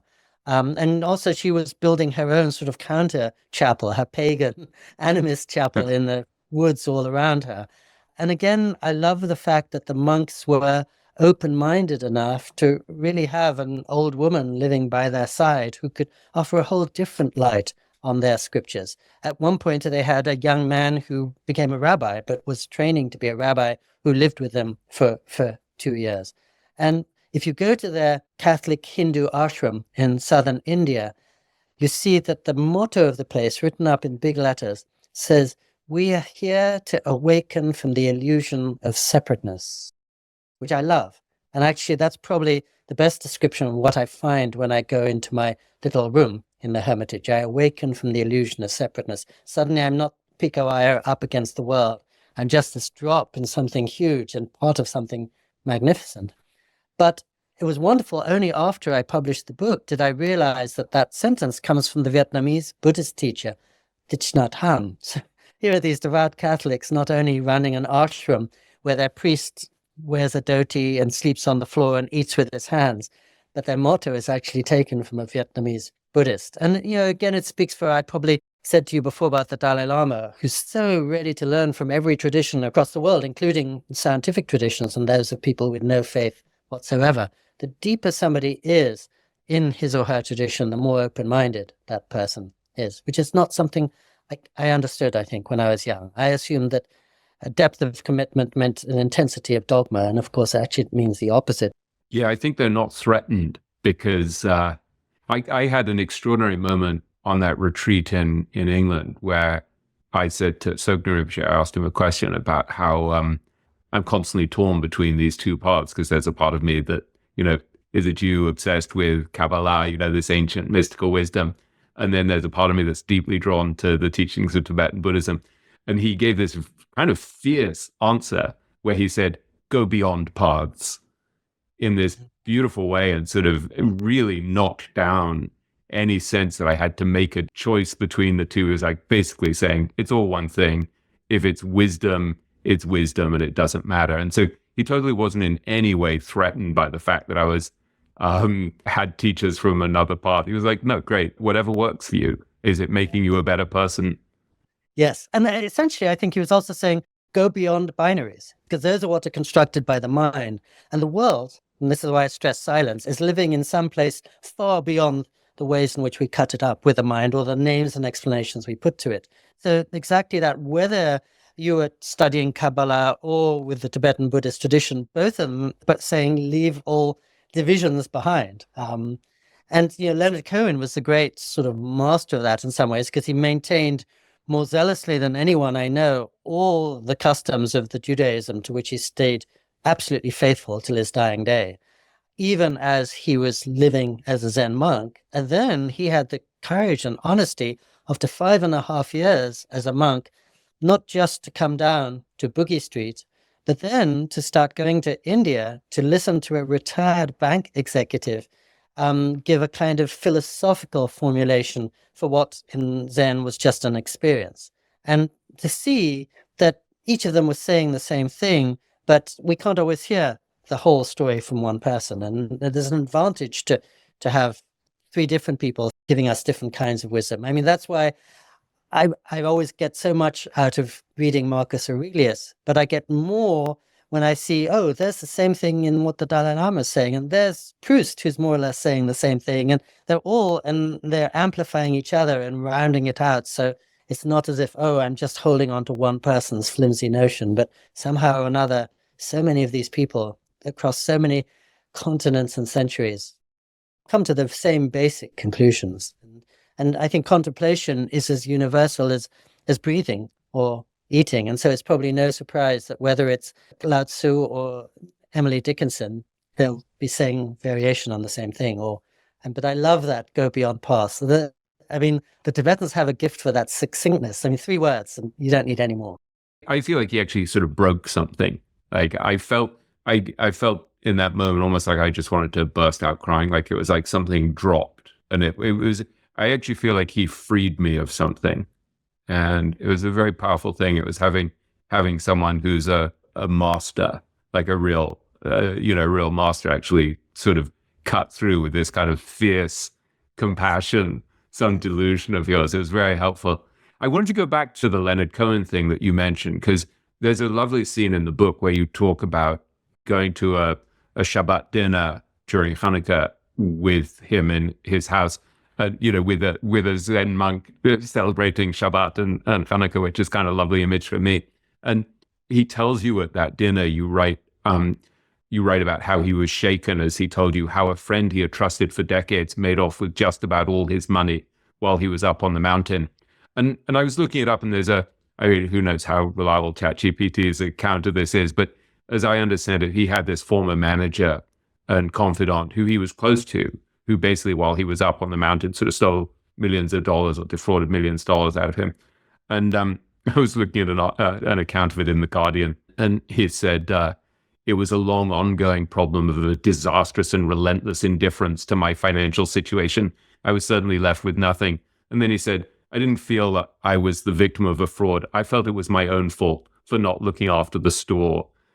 And I was fascinated by how he dealt with adversity. Right, that he didn't sort of lambast her publicly. He sort of took responsibility for his own lack of attention to his finances.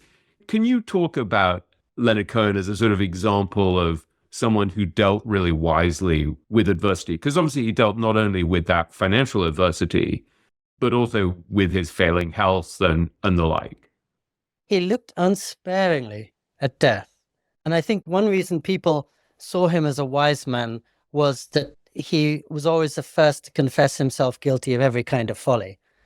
He was wise mostly about his imperfections, his failings. As I mentioned in the book, every time he would see me, every single time, he would say, "Are you married?" He'd say, "Yes."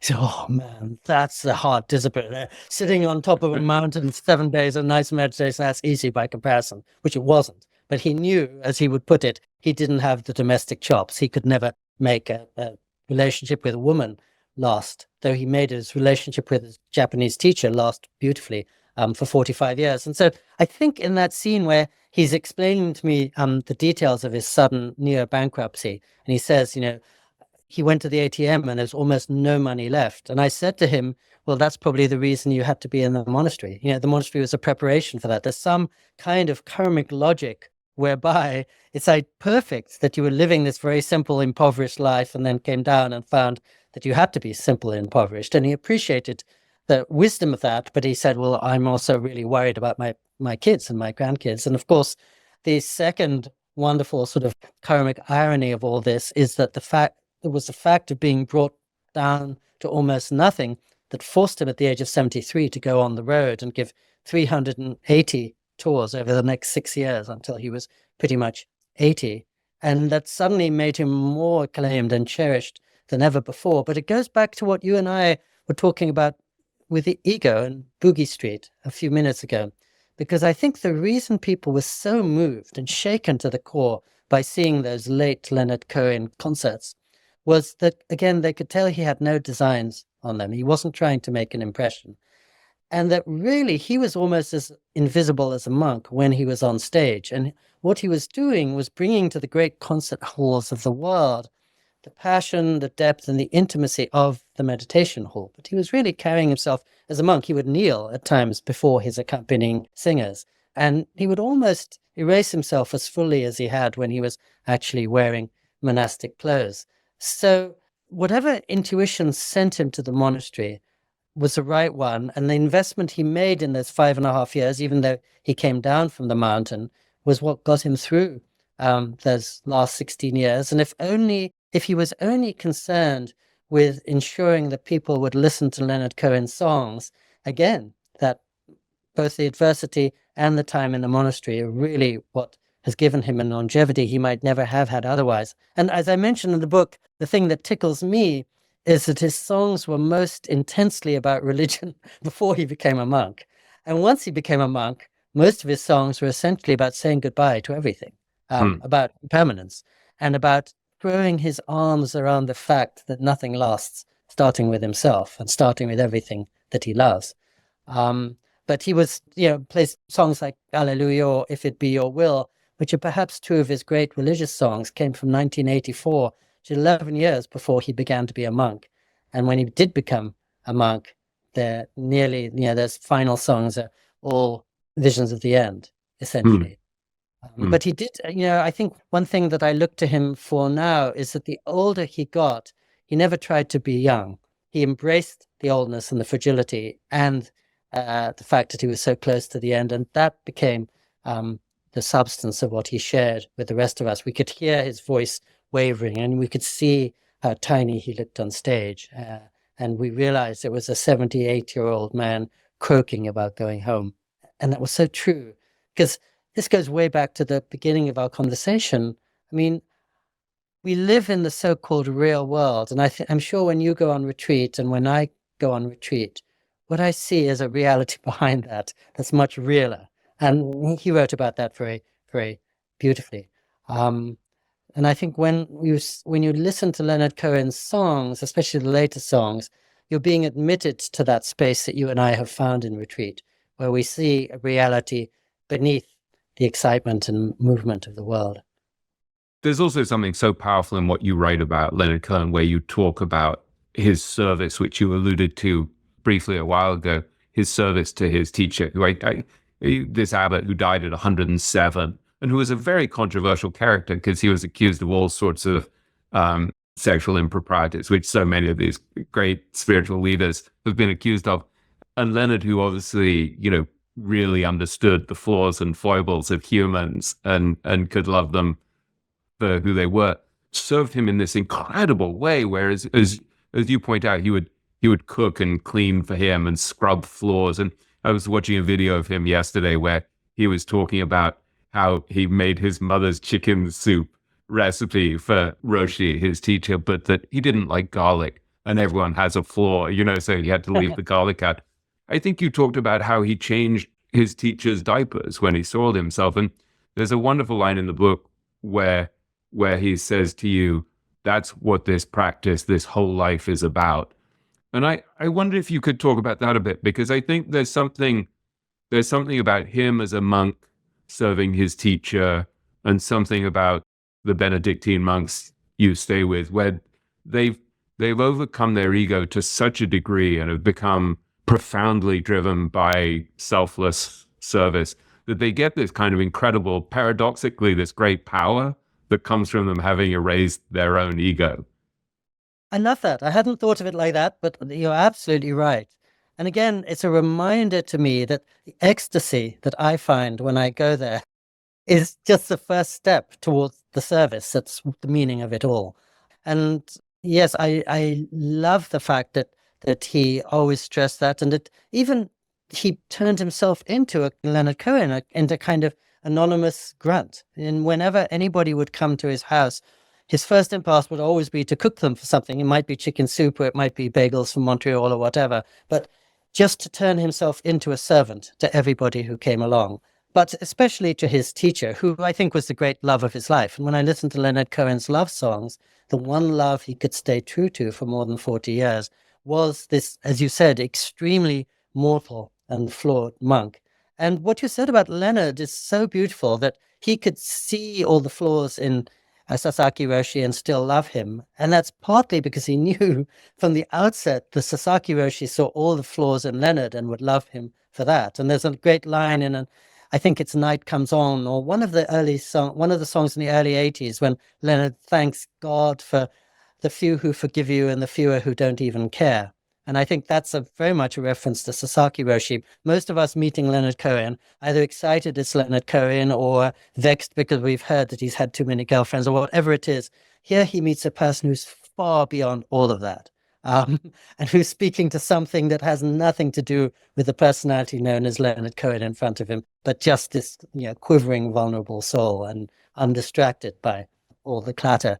I love the way when you said that Sukni Rinpoche kind of broke something. And I was remembering that when I've traveled with the Dalai Lama, the two things that I always remember, partly because they're so brief, is that quite often people will come to him and say, Your Holiness, what do you do if you really, really, really work hard on something and you want to reverse climate change and bring peace to the Middle East and it doesn't work out?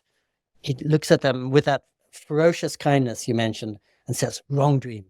If you set yourself such an unrealistic dream, you're only going to be disappointed. You've got to be rigorous in establishing what your goals are. And the other is that when people come to him, and this is the other thing that happens all the time, with terrible grief, Your Holiness, I just lost my only child at the age of 6, and so anything you can say to me. And he always holds the person, just brings all the force of his presence and his compassion to them. And then he always says wider perspective in time and space, which speaks to the famous Buddhist story of, when the Buddha was met by a woman who was losing her son, and he said, find a single house where they haven't encountered suffering and loss and impermanence. But wider perspective, that would be the 2-word summary for why I go on retreat. Because when I'm here in my little apartment, I'm caught up in my own problems and challenges and delights and victories, and I can't really see the world. And I go there, I get a wider perspective. And so suddenly the triumphs seem pretty negligible and I can laugh at them. And the traumas too, suddenly on this much larger canvas, become something very small and not insuperable by any means. And it's one of those wonderfully simple things that the Dalai Lama hands around to everybody he meets from every tradition as a kind of pill. The sounds so simple, wider perspective, but the more you live with it, the more you see how much there is in it, and how much actually that's probably what most of us are craving, that we're at some level short-sighted. And if only we could take the wider perspective, things are going to hurt much less, and we're going to be much more hopeful about things, and we're going to see that humanity has withstood wars and plagues and forest fires any number of times before, and here we are, in certain regards progressing, in certain regards not progressing at all. But this isn't the end of the world. There's a lovely moment right at the end of the book where the prior, who's an amazing character, I think it's Father Cyprian, if I'm pronouncing that right, who's an old friend of yours, whose music I watched online last night, who's a very remarkably talented and unexpected character. He says to you, as you're talking about the fact that the monastery needs $5 million to stay alive, and there are the fires encroaching and the mudslides, and he says everything will be all right in the end. And then he says, if it's not all right, it's not the end. And it struck me, it was, someone had told me recently, a guest on the podcast, Brad Stulberg, talked about Viktor Frankl's phrase, tragic optimism, that somehow in the face of all disaster, and all the reasons to be miserable, it's not like you're Pollyanna ignoring all of the suffering and the pain and the difficulty, but you look at it and you still maintain this kind of tragic optimism. It seemed a wonderful example of how to look at the future with hope. Yes. And even I, as I'm not a Christian, often, will have been reading the book of Job, which is a perfect reminder that, as it were, divine arithmetic doesn't show up on our calculators. In other words, the heavens, the fates, nature, however you choose to define it, they're working in some way we can't begin to anticipate or understand. As you were saying before, we're living in a constant state of uncertainty, but it also means we can't second guess them and say, this is the end of the world, or things operate much subtler way than our minds ever do. Really, really wanted to end on that sentence of hope. And Cyprian, in his 10 years as prior, seeing one after another of his elder brothers die, all his revenue disappear because the monastery was cut off from the world and unable to take visitors, lawyers pestering him because he didn't have an evacuation road in the case of the next fire. All he was doing was facing many more logistical, everyday financial problems than much more than you and I would have to, never losing faith or confidence. So, as with the Dalai Lama, if people like that leading such difficult lives can still beam to aspire to do the same. The other thing, and I'll let you go in a minute, but the other thing in terms of very practical wisdom, we've talked a lot about how to deal with adversity and uncertainty. It struck me that there's a very powerful example that the monks provide of gratitude, thanksgiving.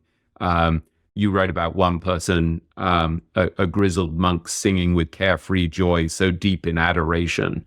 And there's a lovely moment in the book where, despite the fact you can't claim to be a total non-believer, or a partial non-believer perhaps, you say under your breath, you keep repeating, thank you, thank you, thank you. And I think there's deep wisdom in that as well, like this idea of somehow, despite all the fragility of things, or maybe because of all the fragility of things, continuing to be really thankful for what we have and what we experience. Do you have thoughts on that? So, I turn into a happy idiot every time I go there, and I find doing the things that I would laugh at or not believe the rest of the time. Among others, as you say, pretty much every time I've been. So that's more than 100 times over 33 years. I'm stripped of all words, no need of any words there. And all I want to do is say, thank you, thank you, thank you. And I just walk down the road. Sometimes I'm saying aloud to myself, thank you, thank you, thank you. Know whom I'm thanking, and it doesn't matter whom I am. But the fact that I'm in a state of rejoicing and gratitude is really a delight, because I'm not always like that the rest of the time. And I think, as I mentioned in the book, it was being there that made me realize that prayer is really more about saying thank you than please. Petitionary prayer is not something that I think every monk would idea. And Thomas Merton says wonderfully, if you go seek out contemplation in search of anything, you're going to be disappointed. There are no guarantees there, as anywhere. As you said about meditation, it's not about peace and light and understanding much of the time, and nor is going on retreat. But nonetheless, I'm reduced to just grinning like a fool and saying thank you for the light that's coming over the top of the hills and the silence all around. And a monk who's been quite lived at my hermitage for a long time, called Brother David Stendhal Rust, who I think has been instrumental in making gratitude such a center of people's lives. And I think having a gratitude journal is one of the more sensible, semi-secular things I can think of, especially at a time of relative despair. And I found it was so much more helpful every day to think of the many things I was grateful for. I was still alive. My wife was still alive. We were lucky enough to have a roof over our heads, as many people don't, and insurance policies. Much better to think about that than to think about all the things we were missing. Always, every day, there were so many causes for gratitude and so many causes for frustration.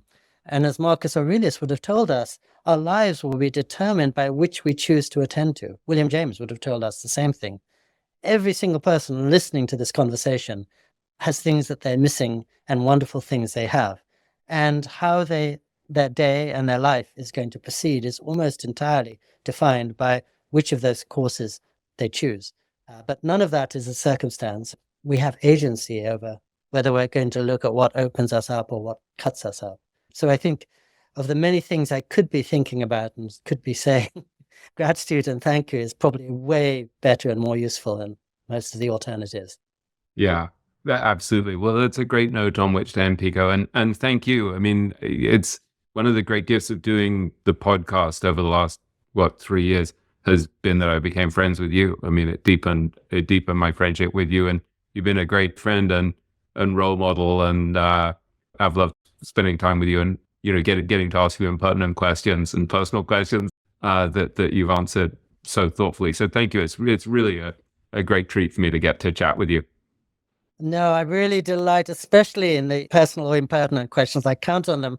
And I can guarantee you, William, I've already done a few interviews for this book. I'll be doing some more. Nobody else than 17 pages of notes in print. Nobody else will have accessed YouTube to watch Father Cyprian singing. Probably almost nobody else will have accessed YouTube to watch more of Leonard Cohen talking about his Roshi. And so when somebody like yourself is going to bring so much to a conversation, I just come away thinking, well, this is the best conversation I'm going to have this season. So calls again for another thank you. Well, it's a great source of delight for me. So thank you so much. I hope to see you in New York very soon. So 3 hours after escaping the fire, I filed a report on this major news event for which I'd had a front seat view. And I ended my little piece with a poem that I'd picked up in Japan because I'd begun spending time there from the 17th century. A haiku, which just said, "My house burnt down. I can now see better the rising moon." So the very night when I lost everything in the world, something in me realized not everything was lost. Certain things would be gained. I thought about that poem. I've lost everything. I can now really see what's important.